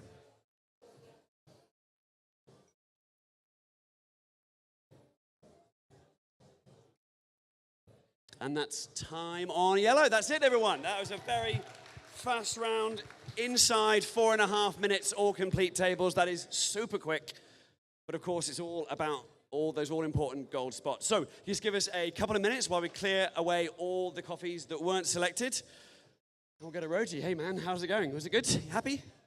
Yeah, I mean, I did my best. Trust my palate, trust my training, see how it goes. So for those people that have never done this before, never competed, how do you train for something like this? How do you get into it? Cupping lots of coffees. Training is, make it as hard as possible for yourself. Is it different when you get into the competition to do it in a room like this with a crowd like that? Does that make a difference, or do you get used to it? No, it's definitely different. It's I'm so nervous. I'm still nervous. It's amazing, and now all the hard work is done. All right, well, we wish you best of luck. We're hoping for 8 gold dots. Hey, Maya, how was it? It was okay. Yeah? Yeah. Good. Again, super fast time, super focused. I think we've come to expect that from you. Are you pretty happy with how it went? I don't know, we'll see. We'll see. Well, I mean, we literally will. We literally will. Much training for this, or is it something that, because of what you do, you're able to kind of just walk up to this and get it done, or do you still need to train for it? I mean, you still should train for it, but it's part of our job, so like everyday kind of a thing. So, yeah. All right. Okay, no worries. All right, how was that for you, Ian? That was a slow and methodical way, but of course, accuracy is king. Are you happy with how you performed? It was okay. It was okay? Yeah. The coffees as you expected, was it, how do you feel also about having more sets to do in this stage of the competition as opposed to 4 during the heats? Is it harder, or is it a little bit more straightforward? It's definitely harder. You get coffee fatigue a lot quicker. Okay. Yeah. Yeah, so you get that palate fatigue starts to come in a little bit. All right. Okay, good. Well, again, there's a lot of love in the room. We all want to see 8 gold dots, but let's see how we actually do. So we can have our other 2 spotters, please. All right. For one last time. Okay, all right. So again, for people that haven't seen this, what we're going to do is we're going to move set by set. So Roji's going to pick up set number 1, followed by Maya set number 1, and Ian set number 1, and we're going to keep working our way through and see how we go. Best of luck, everybody. We're all rooting for you. Roji, take it away. It's a yes. Okay. We're on the board. Maya. It's not on 1. Okay, don't worry. It's not on this one. Okay, back to Roji. Let's see how we do. 2 out of 2. Yes! Okay, let's get off the board. Come on. Yes! Not on this one. It's okay. There's still plenty of cups to come. Set number 3. It is. It's 3 out of 3. It's good work. Can we make this 2? Yes! We're up and running. Yes! And we're off the mark. Fantastic. Okay, let's go on this 4. First half. That is 4. 4 out of 4. Okay. Can we make this 3? 3 out of 4. Yes! Great work. Good work. Can we make this number 2? Looking for 2. That's good. Okay, we're going to stick on yellow. So set number 5. Okay, that's not. So we're going to stay on 2. Okay, first one of the second half. Set number 5. Yes, this is good. This is great. It is 5 out of 5. Okay, we're going to come back to yellow. We're going to go on set number 6. It's not. Unfortunately, we're going to stay on 2. Maya, we'll go on set number 6. Yes. Okay, just the 1 drop so far. Set 6 for Roji. It is 6 out of 6. Strong, strong, strong performance. Set 7. It is. That's great. All right. Okay, we're going to set 7 here. Maya Green. It's not. Okay, it's just 1 more drop. Roji, can we do it 7 out of 7? We can. Good work. Good job.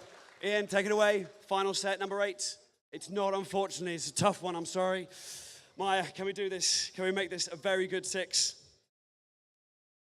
Oh, I'm so sorry. Okay, Roji, 8 out of 8. Let's do this. We're all coming over. Oh,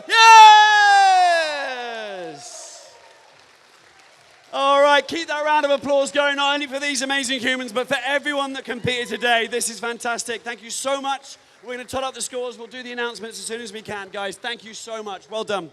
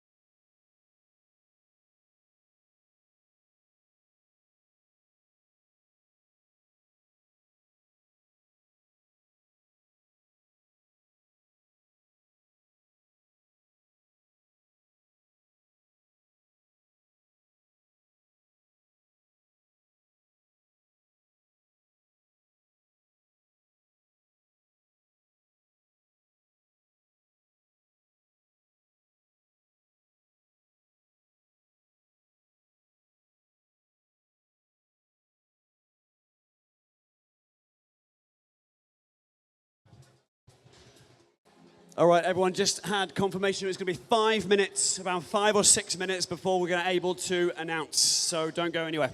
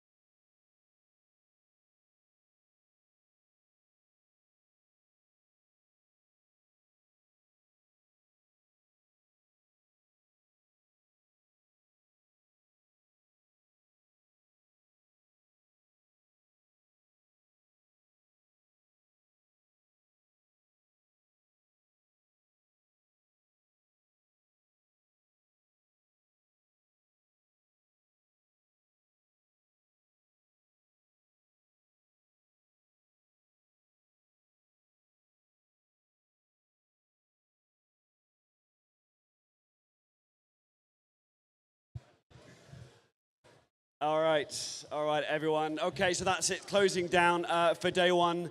One last time, a big thank you to Bun, to Britta, to Lamazocco, to Union, Nizato Agency, Espresso Solutions, and Cafetto. Without their help and support, these competitions just couldn't run. So thank you to everybody. Also to my fellow people on the committee for giving up their time and their weekend. So thank you to everybody, but that's not why you're here. I wish it was, but it's not why you're here. So we are here to find out the top 21 competitors out of 36 today, let alone the tens of, like almost into the hundreds of people that competed over the last few months. So without further ado, the top 21 in ranking order for this year's 2025 Cup Tasters are... Ta-da!